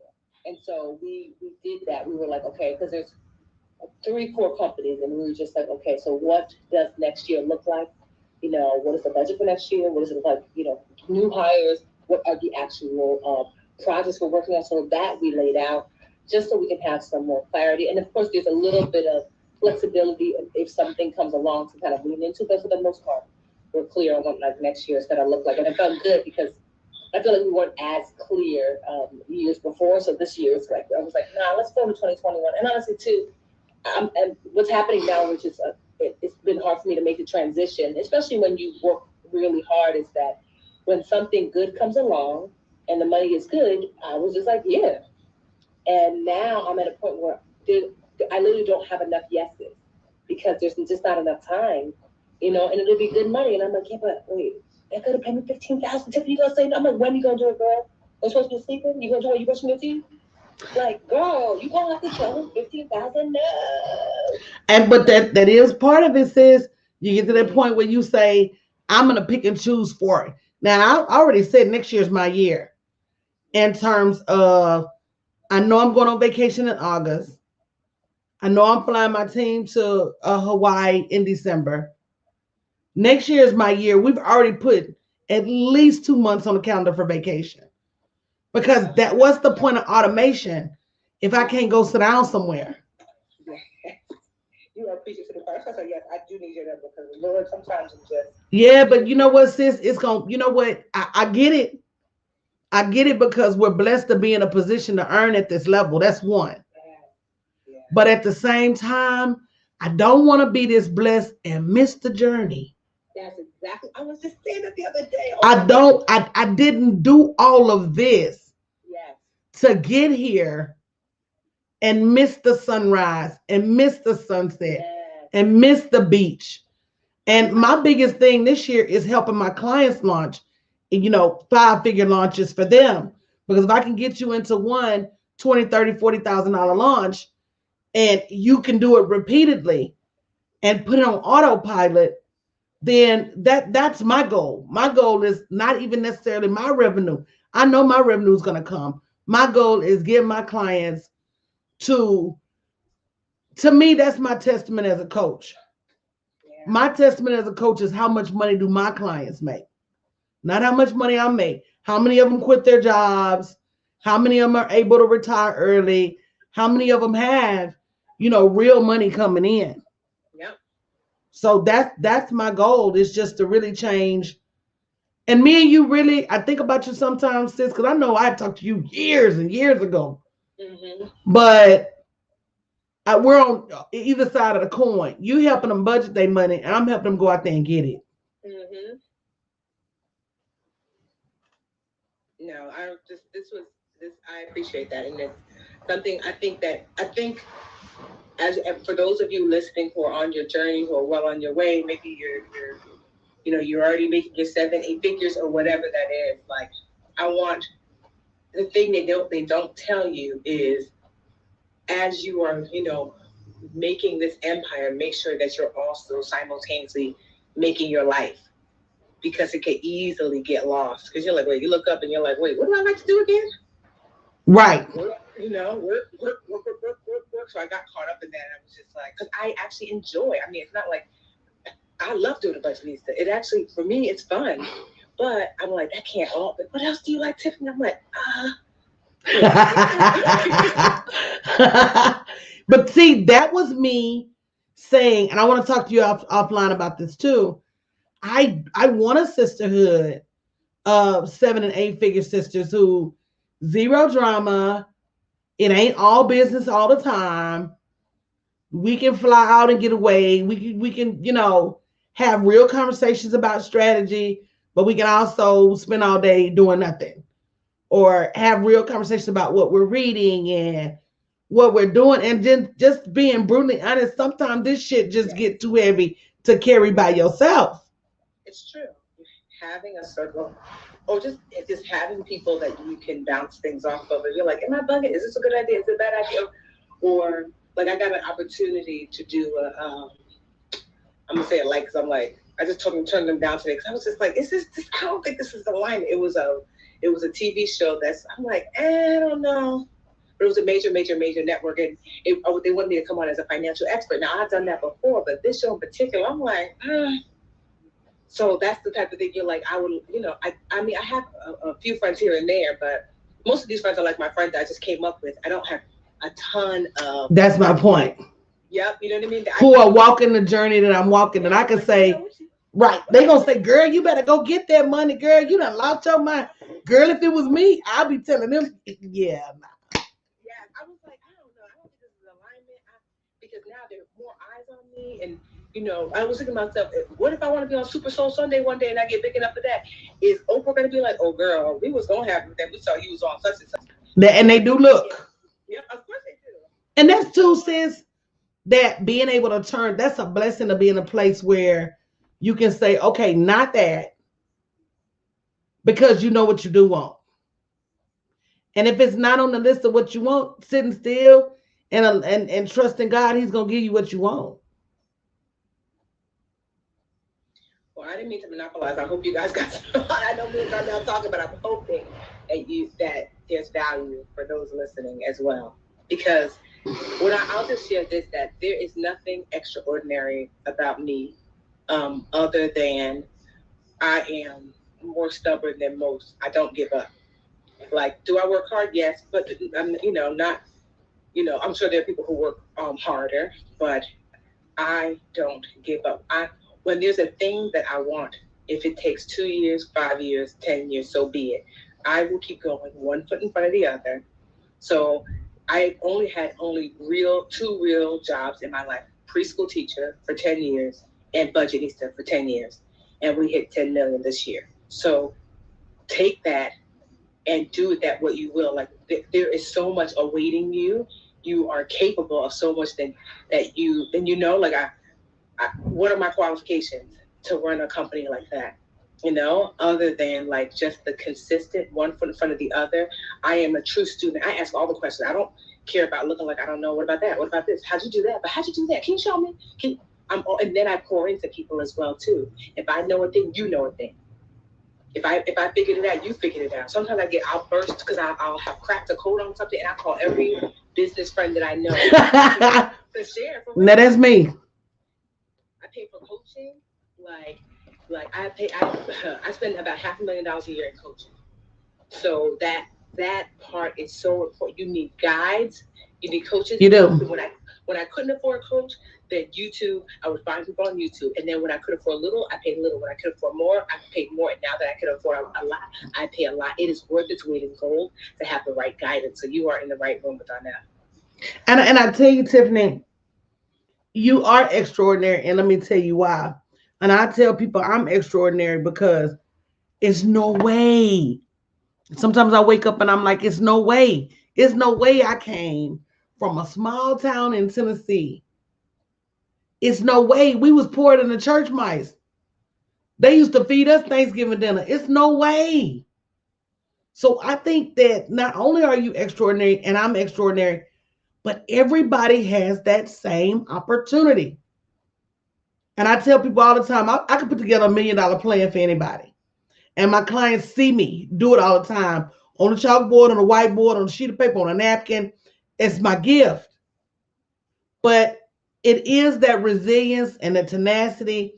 And I'm going to keep going. And I'm glad some of my clients are listening, because when you're afraid to ask that question in front of everybody else, you got to think to yourself, what is me and my pride costing me? I don't care who knows that I don't know. Give me the answer. Yes. I don't care who knows I don't know. If I knew it, I would be doing it. And know this, the teacher means going to share this. When you teach, you learn twice. Absolutely.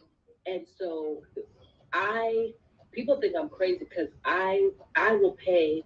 I have a coach now. We pay. It's a executive coach. They coach the whole executive C-suite team, $35,000 a month. And as expensive as that coach is, as soon as I learn a new thing, I share with all my net team. I share with all my other business friends. I share on my podcast. But my mentees will tell you I do the same. It's something about this seed and harvest, y'all. Yeah. But it's biblical. My mentees will tell you as soon as I call meetings, I break it all the way down and build it all the way back up again. And then I ask them, did they get it? I'm telling you, giving activates abundance. So it does. That I have will be from somebody 2, 3, 5, 6 years ago. Remember, Tiffany, I wrote you on Facebook, told you I was crying because of my credit. You said, girl, just call me. You didn't even know me. You pointed to me for 2 hours. I'm like, I did? Well, I'm kind of a chatterbox, so I can see that. And so, like, pouring into other people just for the sake of sharing, there is nothing greater. I am covered by so much love and abundance because of all the seeds that I've planted for no other reason, just for planting. Absolutely. You know? And you will keep a harvest that way. Mm-hmm. Don't be. A lot of people are afraid to share. I'm not saying you tell people your trade, something that you want to trademark before you trademark it. No, but sharing, meaning you learn a thing, you show a thing, you teach a thing. You might think that someone's gotten over. I mean, I'm sure there are people who thought maybe they got over on me, but I mean. Let me tell you what I've learned about that, sis, though. It's the same way when you learn, you teach. If they don't sow a seed, they can't activate their seed. So I don't worry about it. When people don't have skin in the game, they can't activate their seed. Every man is accountable for activating his own seed. You reap what you sow, period. So no man can run through the earth and not put some level of seed in the ground and expect a harvest. And the same thing I tell them about seed and harvest is that when you spend, and I tell them, we was on a 7-figure panel of women, and we talked about how much money we spend to make $1 million.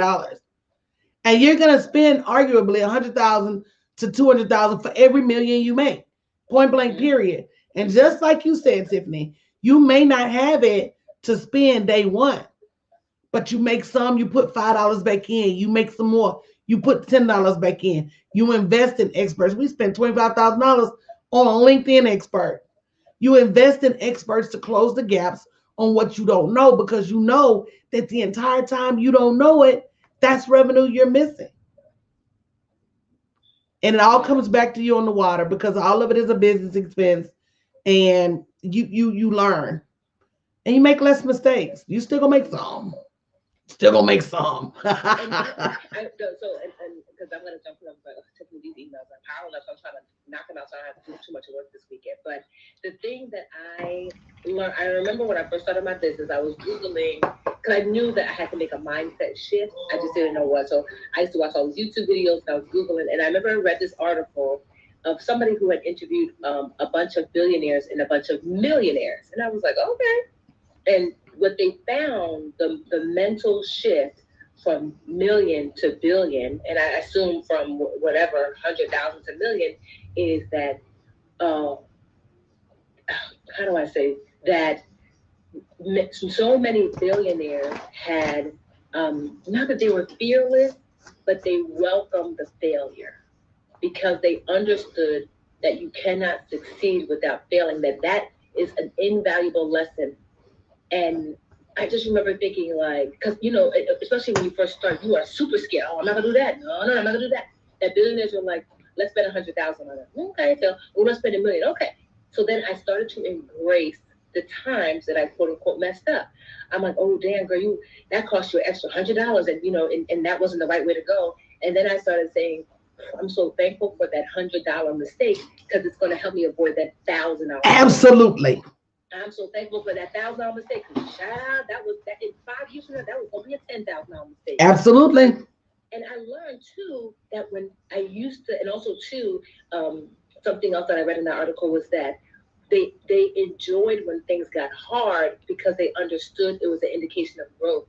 And I remember thinking, yes, when I was in high school, I was growing really fast, faster than my body could keep up with, and I actually had something called growing pains. My knees ached because my joints couldn't catch up fast enough. So for a few months, I had to be on crutches. But the lesson I learned from that is that if you are in challenging times, I have learned to rejoice. Like this year, even though we doubled this year, it was really hard. And at first, I almost forgot that, Tiffany, girl, when things are hard, that's your knees aching, girl. You got to be taller. You right. So I learned that, like, to be excited, like, wait, things are the website is breaking, things are messing up. That means you are literally have outgrown the old way. That's right. I've learned to lean in because it's a hard mental shift because we all want to protect and cocoon and no pain, no hurt, no failure. When this year, and that's when we cracked it open. Like last year, I think we made just above 5 or 6 million, and this year that's why we crossed over 10 because it was hard and we had to rise to the occasion. We had some severe growing pains and we are taller as a result. So lean into the hard times. Be grateful for the failures because they teach so much more than anything easy or getting it right. If you have not felt challenged, you have not been growing. Absolutely. On that note, let me go ahead and do this work, this entrepreneur life. Well, I sure appreciate you, big sister. I'm going to reach out and give you my phone number. Yes, please. I think we're already friends on Facebook. So I know we are. We've been friends for a long time. I watched it. I'm like, okay. So thank you. Thank you, big sis. I appreciate you. You're welcome. Hey, Chanel. Hey, guys. So we're talking about the fastest way to grow your business revenue. Thank you guys for tuning into the conversation. If you have any questions, definitely let us know. No question is off board. So if you have any questions about your 2021 revenue and the fastest way to scale, I'm so proud of my Tiffany. She was in the game when I started. So she had already been in the game a couple of years when I started. But it's great to see, girl, your sister's getting that bag. So I'm gonna be right behind her with the memes next year. Hello. So what question do you guys have?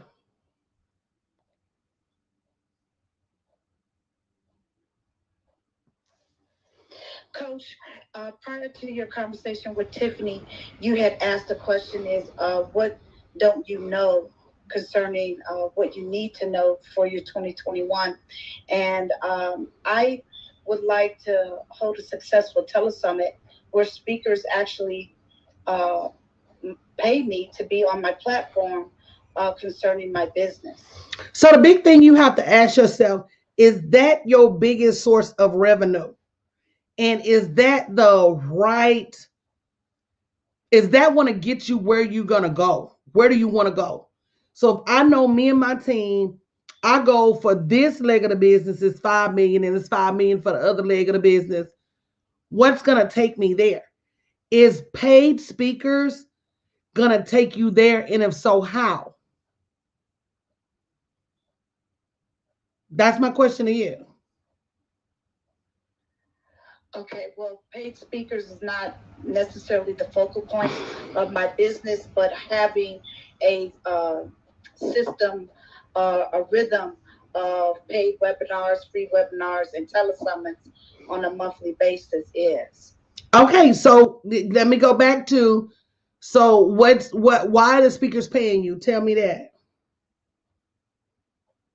Well, to monetize on the telesummit, that the telesummit is just not a free telesummit. But that's not your end goal. So I'll give you guys my collaboration plan for 2021. And like I said, helping my clients focus on, I think Keita just did a $57,000 launch. Woo woo, Keita in the building, 21 days during Christmas. Excuse me, Coach. It's 75,000. Shit. Ah! So let me tell y'all about that conversation. What was the first, when I asked you how much you wanted to launch with, Keita, what was the first number you said? 20,000. And then you got cussed out, and then we landed on what? Then I said, 40,000. And then you got cussed out again, and then we said what? 65,000. I said do 65 because it's your birthday, and you turning 65, and then let's come back. Right. Now, I'm not gonna lie, we work like a dog for 21 days to make $75,000, but it's the model, Monique, that I want to share with y'all on what we did over those 21 days to make that level of revenue. I'm not saying everybody gonna make 75. Somebody may only make 20, but that 20 is more than a lot of cats is making in a month or a year. Okay?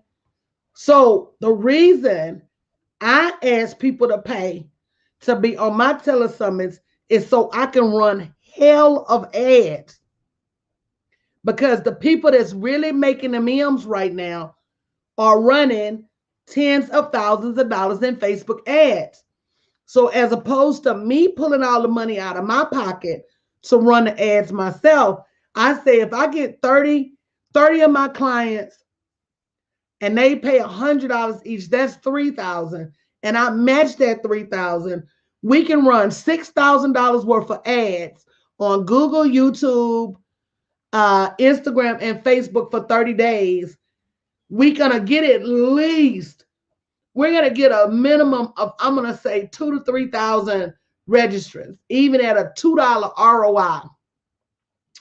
If every registration costs us $2 at 6,000, so every registration could cost us $3. That means we can even go after cold traffic. If every registrant costs us $3, we end up getting 2,000 people on the list. If I don't convert but 10, okay, and that's the super low ball for me, that's $150,000. But I already have action at least a third of that list that my clients do too.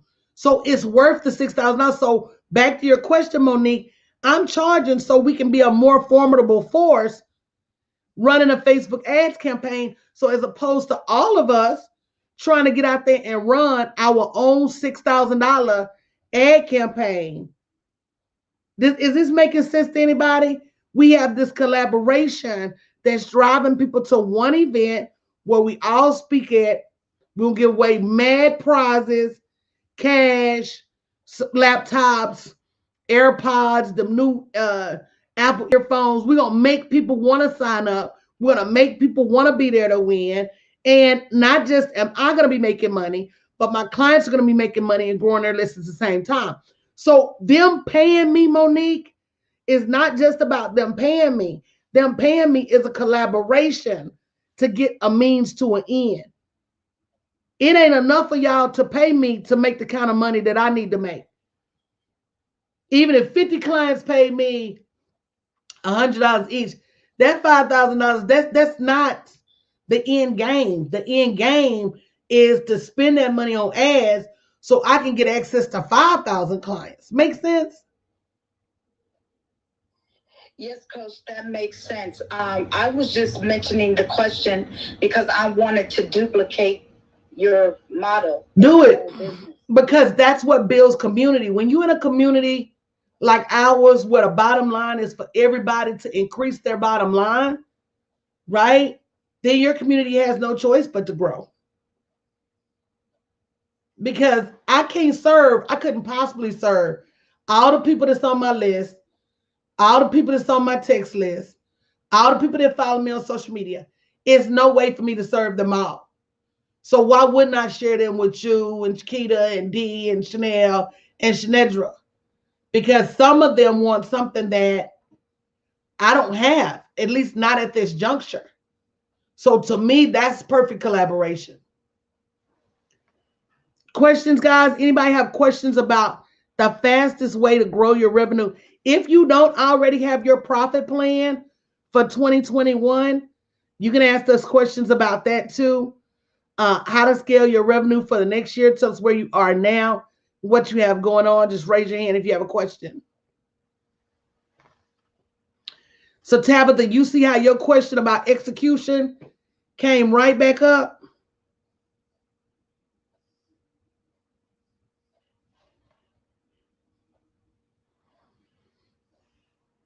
And I'm not sure if you can hear me, but just understanding that every time you drag your feet, you losing money. So you gotta figure it out, Coach. Yes, ma'am. I see how it came back up. And if you want to hustle to 6 figures, 7 figures, you can't come up off the gas, because every time you come up off the gas, you leaving money on the table. Literally. Yes, ma'am. Questions? Not a question, Coach, but I would like to ask Shanedra, if possible, talking about execution, how she stepped out and got together her idea for the Christmas thing, virtual Christmas, how that was executed. Oh, well, thank you, Monique.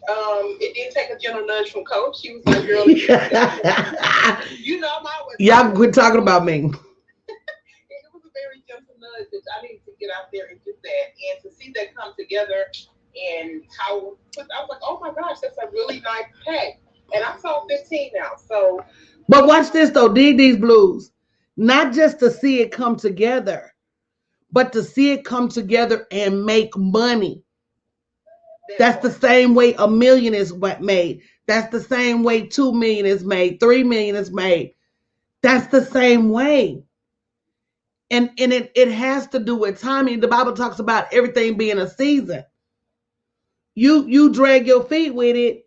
It's New Year and don't nobody want your game. You still got action at 18th to the 25th.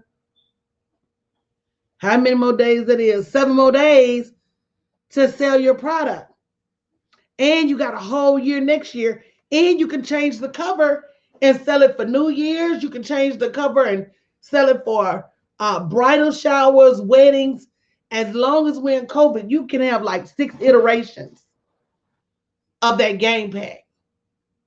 But it's about when you have an idea, the fastest way to get it done is just to get it done.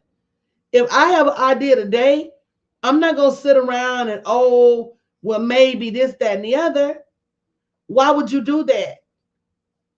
Go find you somebody, put you a little piece of design on it, and run out in the street with it. You're going to sell more in your hand imperfect than you are in the lab trying to get perfect. So what did you learn from that, Shanedra?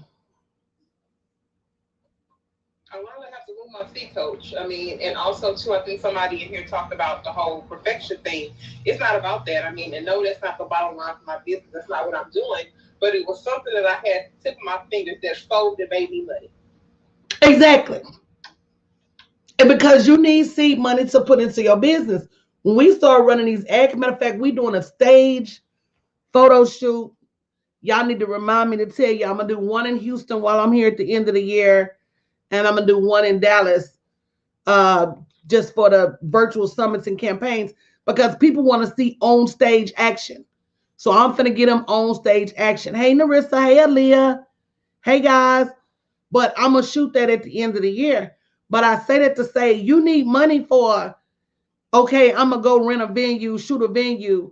Y'all know how many videos I shoot. So you need money for videographers and photographers and editing and things like that. So anytime you have an opportunity to generate some cash, why would you not take that opportunity and put that money back into your business? You heard Tiffany say they spent $500,000 on coaching last year to get to the $10 million. We spent $200,000 on payroll last year. Period. I'm telling you, for every million you make, you're gonna spend $100,000 to $200,000 flat. But you got to make the money to be able to put it back into your business. So, guys, ask me anything. We're having a Q&A, the fastest way to grow your revenue. Raise your hand if you have a question. Narissa, Leah, welcome, welcome.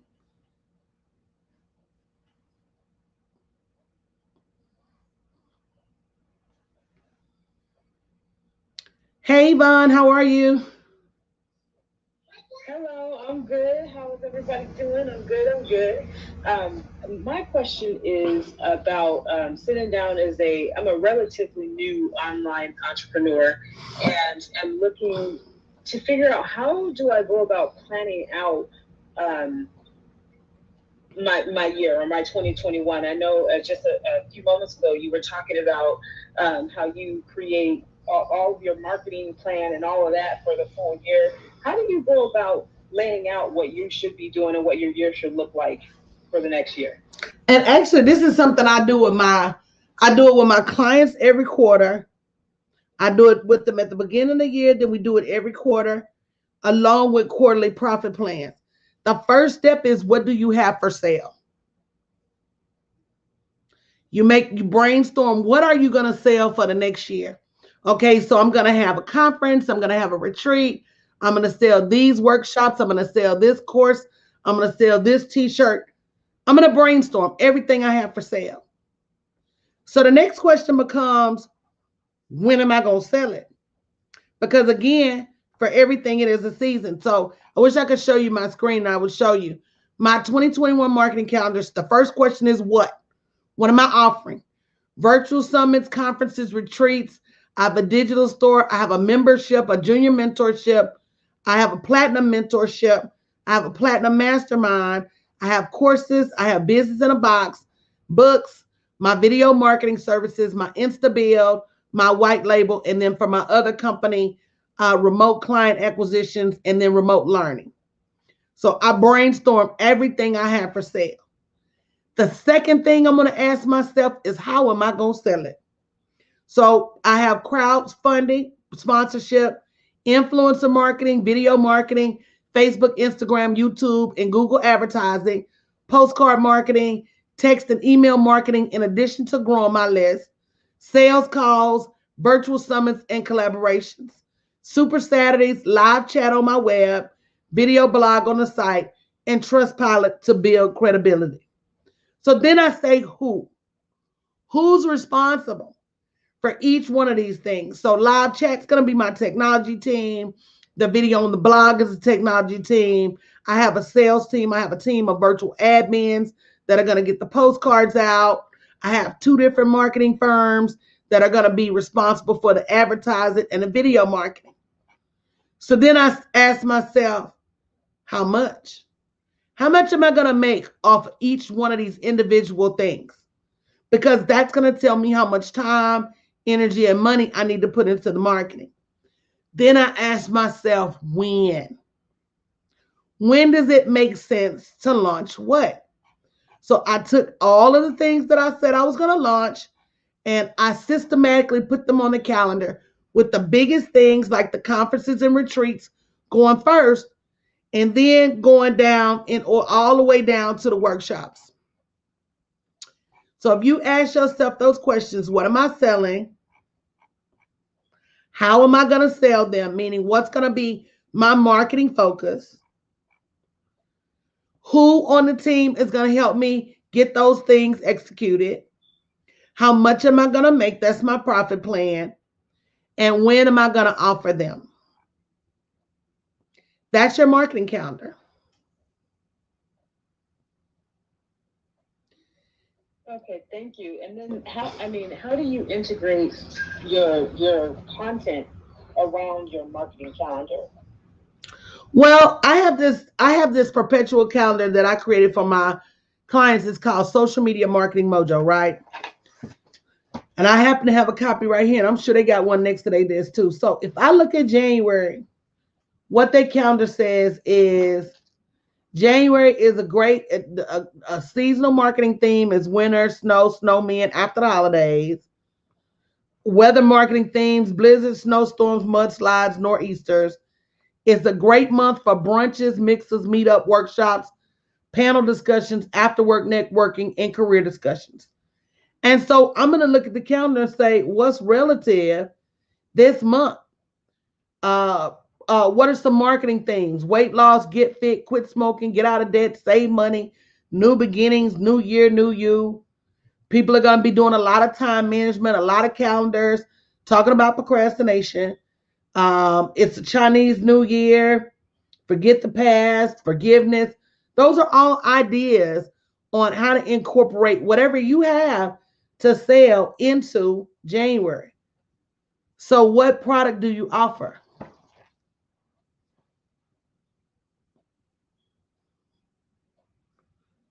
What product do you offer, Yvonne? I'm sorry, I kept hitting my face instead of the microphone. Anyways, so I have two products right now, two core products. So I help six-figure earners sway six-figure debt and manage their money. And so one is in a beta phase, and it's a complete money management course. And then the other product is a debt management course, and those are my two main offerings right now, besides other little tripwires and stuff like that. So, how much do those courses run for? One is 97, one is 497. You don't have enough product on your shelf. No, I know. I'm brand spanking new and pushing it out as fast as I can. When I say enough product, what I mean is that what if Kim Kardashian comes to you and says, I want your help with something? How much would you charge her? Uh, See, yeah, you get ready to say 497. That's a problem. Oh no, I was going to ask a question. I was trying to make sure I'm on the same page with you. You meaning like it's like for one-on-one service or for one? Yeah. What if she wanted one-on-one service? How much would you charge her? $997.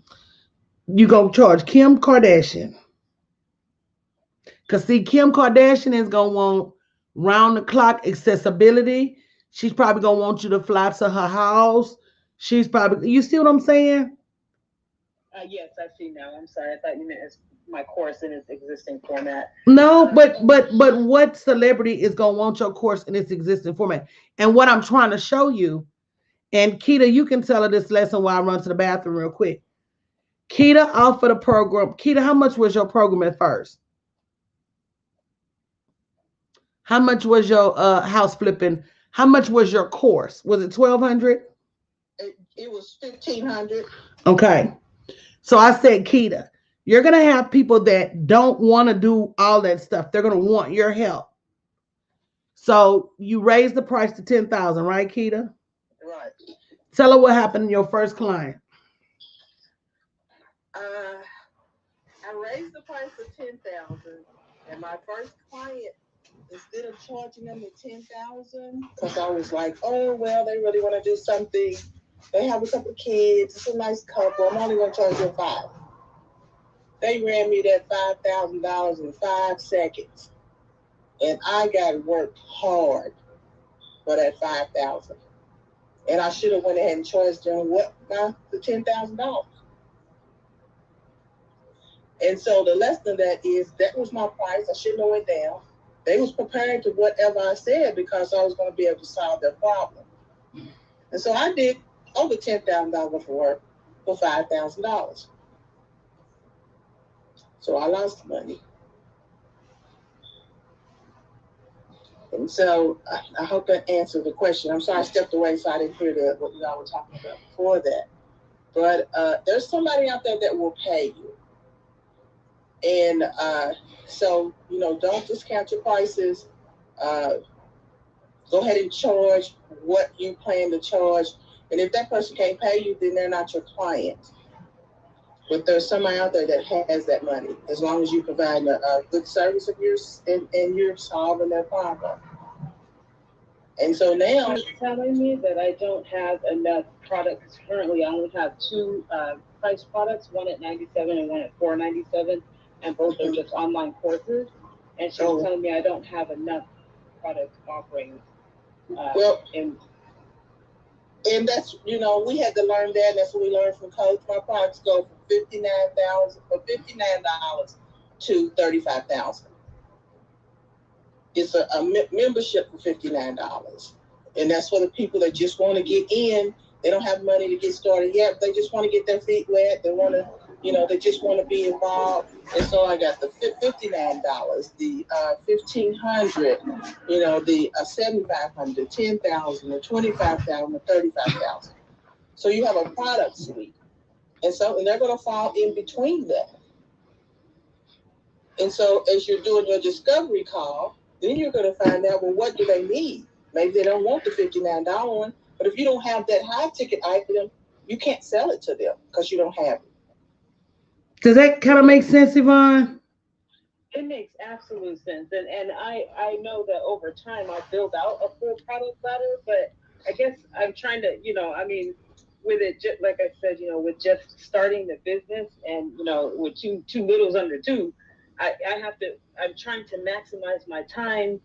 But maximizing your time, and understand, I'm a bottom line coach. I'm not for everybody.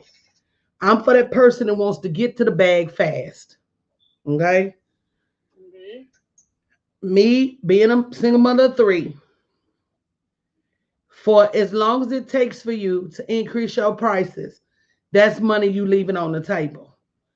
If you make sure I'm on the same page as you, because I don't think I understood at all. So you're not telling me to make a new product.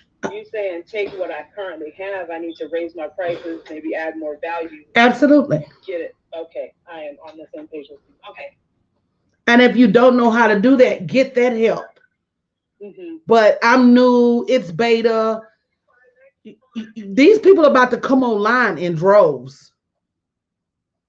Right? And COVID really pushed the paradigm to online marketing.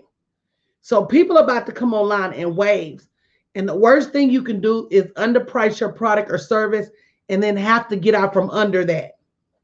So when you put your brand out there, put your brand out there the way you want it to be forever and always. Don't put your brand out there as a beta or as a test.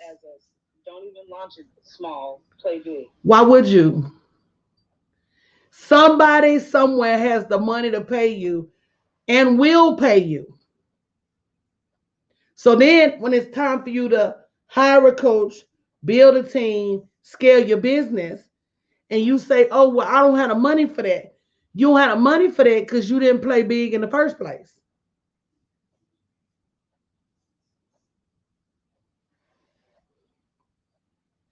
Yes, ma'am. I hear you. The worst mistake we can make as women is playing small, because we have so much to do. And our money has to do so many things. And I never, me personally, want to live with that regret of not being able to take care of my kids, my mom, my family the way I want to because I play small. And I don't want y'all to get hurt before you realize that same person paying you $1,500 or come over here and pay me $15,000 if I got something they want.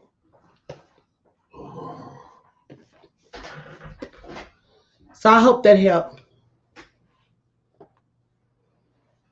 Absolutely, that helped. Thank you so much for answering that. So guys, we're talking about the fastest way to grow the revenue in your business. And it's not always raise your prices, but what I do tend to find is that there are a lot of entrepreneurs who kind of want to tip a toe in and get their feet wet. They want to run things in beta. They don't have, the confidence in a product or service to run out there and run it full scale. And as a result, they leave money on the table.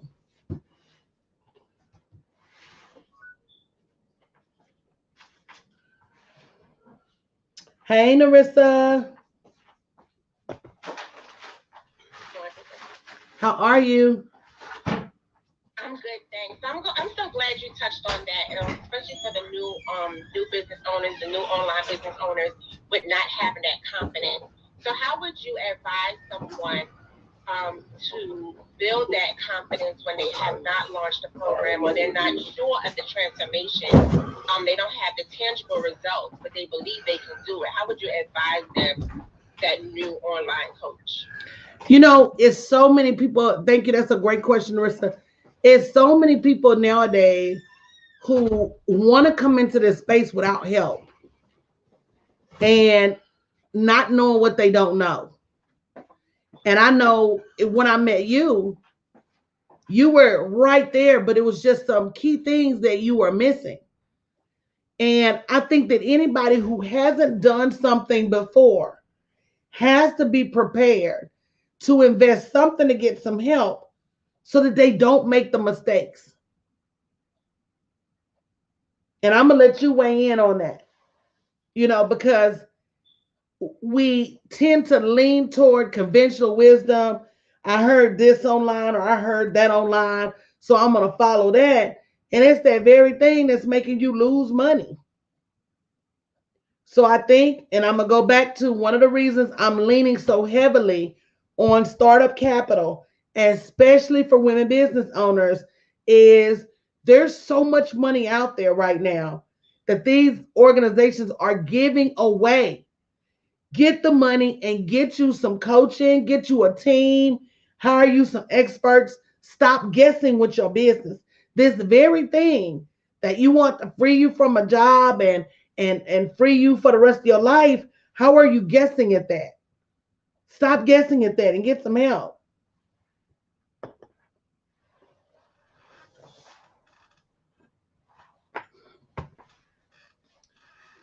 So, Narissa, you're welcome to weigh in on that. Hey, Brennan Angel, how are you? Oh, yeah, absolutely, Coach. I believe that investing is definitely the key. And sometimes you'll make investments and you may not get the results that you desire. But as you told me as well, you got something out of it. You're a step ahead than you were before.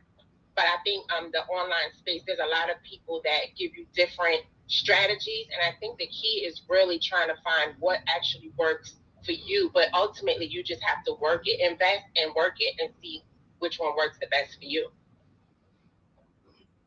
And that, to me, that's another benefit of coaching, is that borrowed confidence, is that borrowed strategy. Even when you don't believe in it yourself, and you see, even with Keita, I told her 10,000. She didn't trust the 10. She got up off 1,500. She said, okay, I'm going to do 5. But she figured it out. I was right. So now she does 10. And that's why she's in the middle of a $75,000 launch. When you know different and operate different, you get different results. And I don't want people to have to test it out and try it out over the course of a year, end up only making $30,000, $40,000 that year when that could have been your first 6-figure year. I made 6 figures my very first year in business. And it's because I didn't tap into conventional wisdom that I had to start small. And I quickly figured out I could charge however much I wanted to charge, and somebody somewhere would pay me. Can I ask another follow-up question? If that's Girl, okay? Yes, ma'am. We ain't doing nothing. Okay. So when you raise price points, and I'm with you. I've spent lots of money on coaching. So I am not a stranger or opposed to pouring in what I need to pour in. Where you find these people that's going to pay that kind of money? Baby, with the right marketing language, they find you. And see, that's the story that people are not telling. And Angel and Brent, I know you guys are here. They would tell you when it comes to marketing, I'm a marketing genius. Okay. So at the end of the day, there is something deep down in somebody's heart, Yvonne, that they want. It's not the debt reduction, it's something almost intangible that they want. That when you tap into that, it's like the before and after pictures of the weight loss, right? And here's your picture before, and here's your picture after. That's the biggest selling point. So when you can show them this is what the after looks like, and it matches up with the vision they have in their head, people will pay for what they want and beg for what they need. So a lot of times, debt reduction and products like that, people shape it as, oh, you need this. But when you start painting that lifestyle picture of this is why you want it, or it makes people find the money. And I'm gonna tell you something. One of my mentees, one of my mentors taught me, and it's been true since Words Say Go. And Keita, you remember when I taught y'all, shoot, 4 years ago, 3 years ago, when he told me, he said any audience that you're in front of, can at least 4% of them can afford your highest price item. Shame on you if you don't have one. So my very next conference, I pitched a $12,500 product, and I think we sold 40 that weekend. Hello? Before that, my highest price product was $5,200. People buy what you offer them. Question is, are you offering it to them in a way that makes them feel like they have to have it? And that's the magic of marketing. And that's number one. But number two is you get in front of enough people, 8 billion people on the planet, somebody gonna buy your stuff at whatever price. At the numbers game. So that's the second piece. Will you show up early and often? Will you be consistent in your marketing?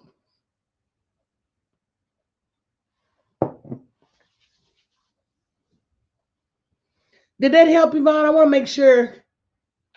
Yes, ma'am, it helped. I mean, yeah, I didn't know I came on here because I saw Tiffany. I didn't know I was going to get my edges snatched. You Don't do me like that. Now look, I am tough, but my clients would tell you they make money because of it. So when your PayPal bling, you won't even be mad at me no more. No, I love it. I love it. I mean, no, I love it. Can't just cut through the chase. The faster we can cut through all the BS, the quicker that I can stack my coin. And that's what it's about with me. So a lot of coaches out there telling you how much money they make.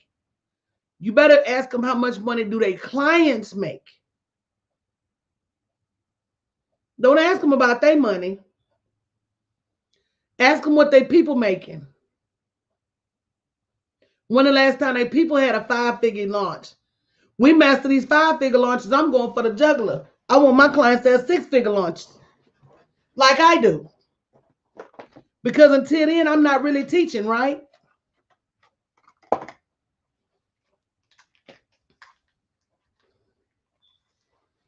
So questions, we're answering questions about, ask me anything about the fastest way to grow your revenue now, 2021, beyond.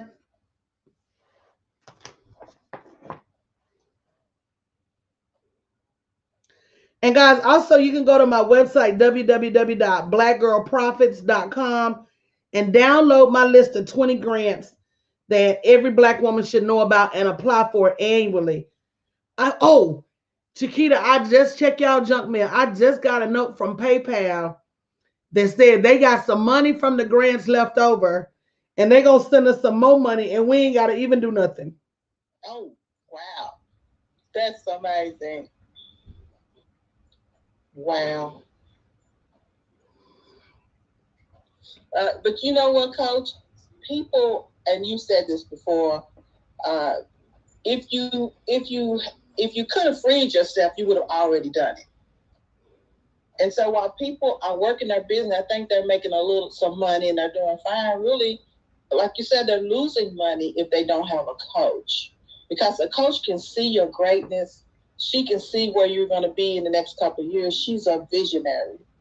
And that's what I like about coach. She gives us ideas and we're thinking, oh, wow, I didn't even think of it like that. Because I remember one time telling a coach, Coach, I'm never going to retire. I love what I do.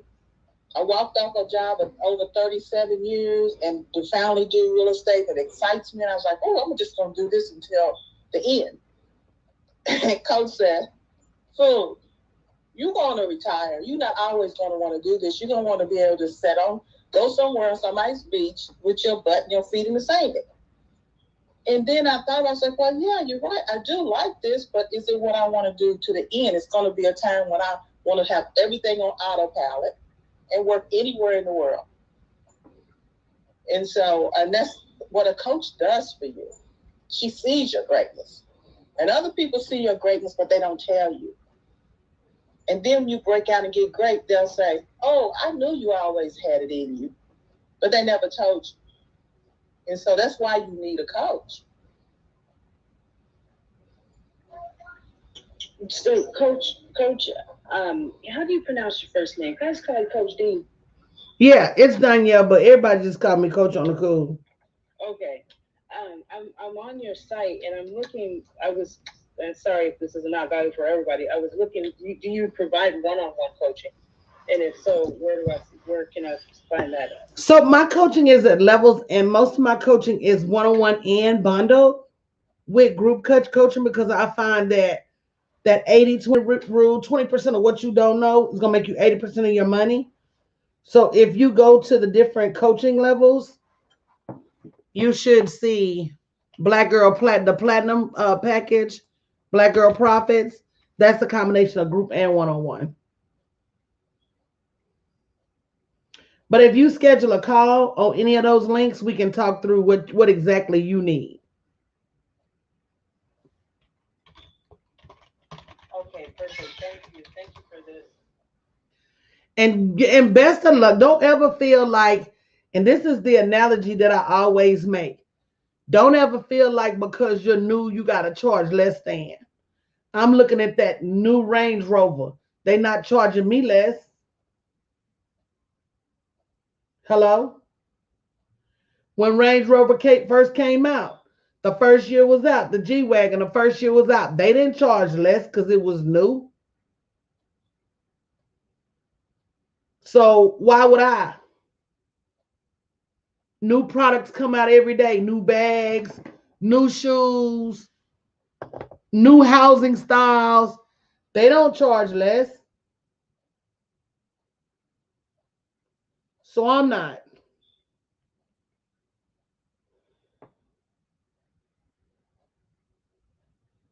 Does that help anybody? Yes, ma'am. And I get the logic, and that's another reason you get a coach, because a coach is going to tell you from the other side. That's what's going to save you 2 or 3 years in the trenches trying to figure it out. And that's my number one reason for wanting to expand my brand. The top reason is not money. The top reason is exposure, because I want women to be able to find me. Y'all out here hiring people that's play coaching. I'm behind the plate with stripes on. I'm for real coaching this thing. You feel me? And so people think they know what coaching is. But if your coach ain't helping you dot them I's across them T's on that bottom line, what they coaching for?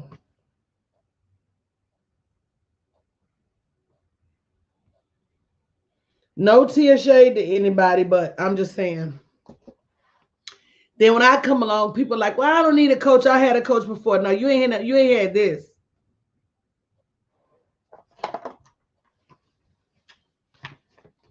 Coach, can I give a testimony concerning that? You being my coach? Yes, ma'am. Just want to first of all thank you for being my coach and all that you do for me personally in my business, and just for our community that you have established. But I started out in your membership for $59, got the download for the 20 plus grants that every black woman should apply for. And within the first week of just being in the membership, applied for those grants, and I received an award from one of the companies that I was selected for a pre-seed accelerator program that's going to kick off next year. And so when that happened, I realized that I needed more, and so I upgraded. Uh, and we had a conversation about how to use my coaching budget the best way within your program, within your brand. And so you recommended the junior mentorship for me. And so I upgraded to the junior mentorship. And I've been in the junior mentorship and growing and moving. And you always keep it real with us, Coach. And so I just needed more and wanted more. And I really wanted to do this for my business and for my life. I really became to get sick and tired of sick and tired.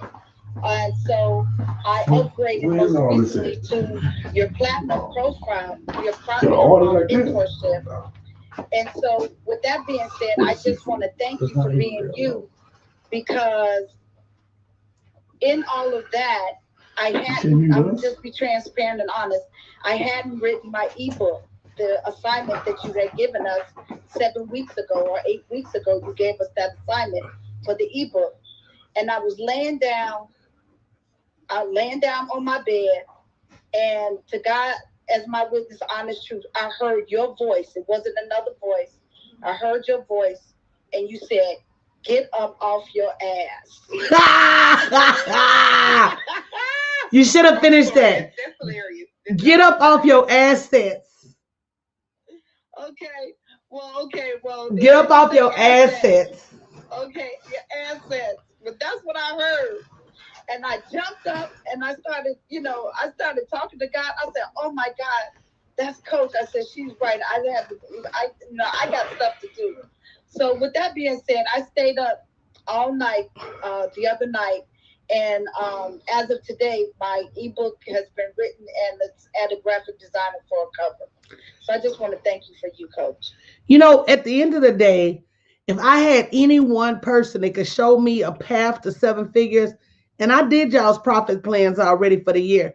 So you looking at $500,000 on a low end with not even that many people.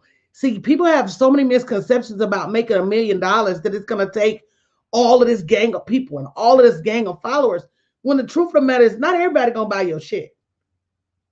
So when you can get straight to the people that's going to buy your stuff, then that's the faster you're going to make your money, period. So what do you need to do to get straight to the people that's going to buy your stuff? And that's all we solve for. We don't worry about the rest of the world. We just worry about the people that are going to pay you $1,000, $5,000, $10,000. Don't take but 10 people paying you $10,000 to make $100,000. It just doesn't. And somebody somewhere will pay you that. So guys, regardless of what kind of business you're in, I'm open for questions. Thank you, Victoria, for joining us. Thank you, Carlisha, for listening in on Facebook Live. I think a couple of you guys are listening on YouTube Live. We're in the clubhouse right now. It's going down. It's Friday in the clubhouse. It's going down.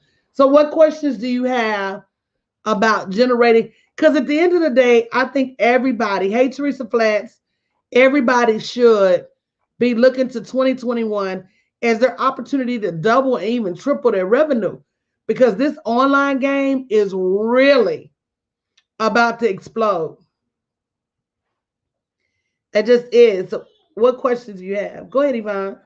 I just wanted to just stop in and say thank you so much real quick. I'm about to get these kids in the bed, and I have submitted for my phone call, and I look forward to talking to you. Me too. Thank you, sis. We're gonna move it. We're gonna move them commas and them zeros. Yeah, that's right. Have a good night. Thank you. You as well. Thank you.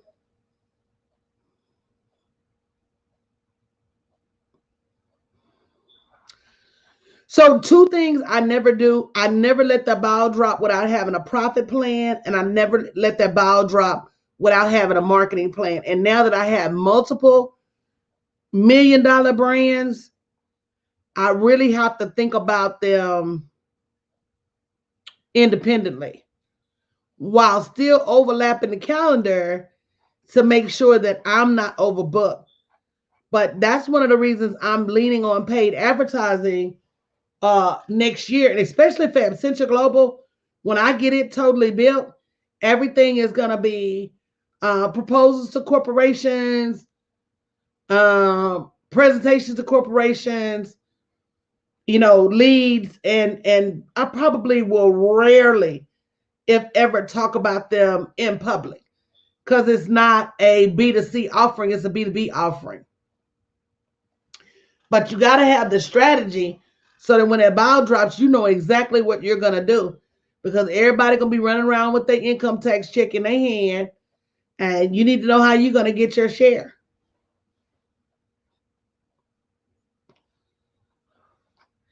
And my profit plan, and Shanedra, Tiffany was confirmation on that $10 million. Because you see how I'm waffling on the 5, right? But she was confirmation that I know I can go get the 10. And she said the exact number. So. She said the exact number. And that's another thing too, guys, that I learned real quick is you get what you ask for. So if you go out there and you say, I want to make $100,000 this year, and you fall short at 80, okay, but that's what you asked for.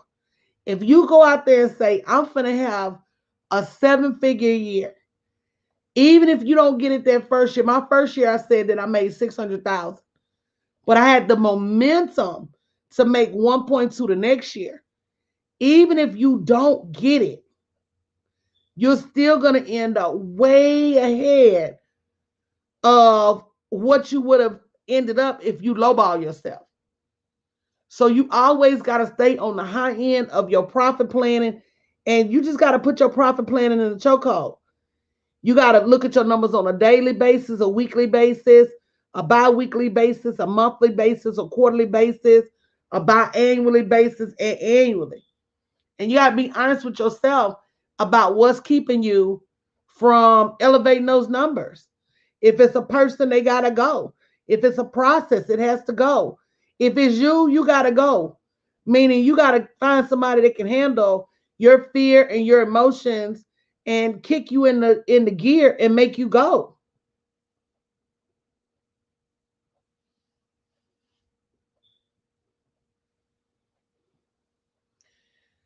So guys, if you're new, if you have a question or comment, feel free to join the conversation. You can ask me anything. Just tell me what kind of business you have, and I will tell you what you need to do to move your needle.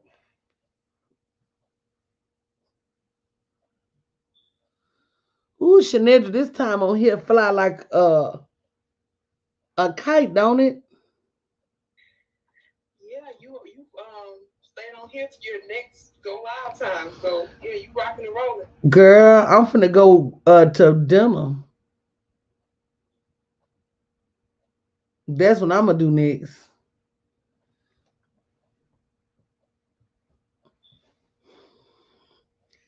That's exactly what I'm gonna do next.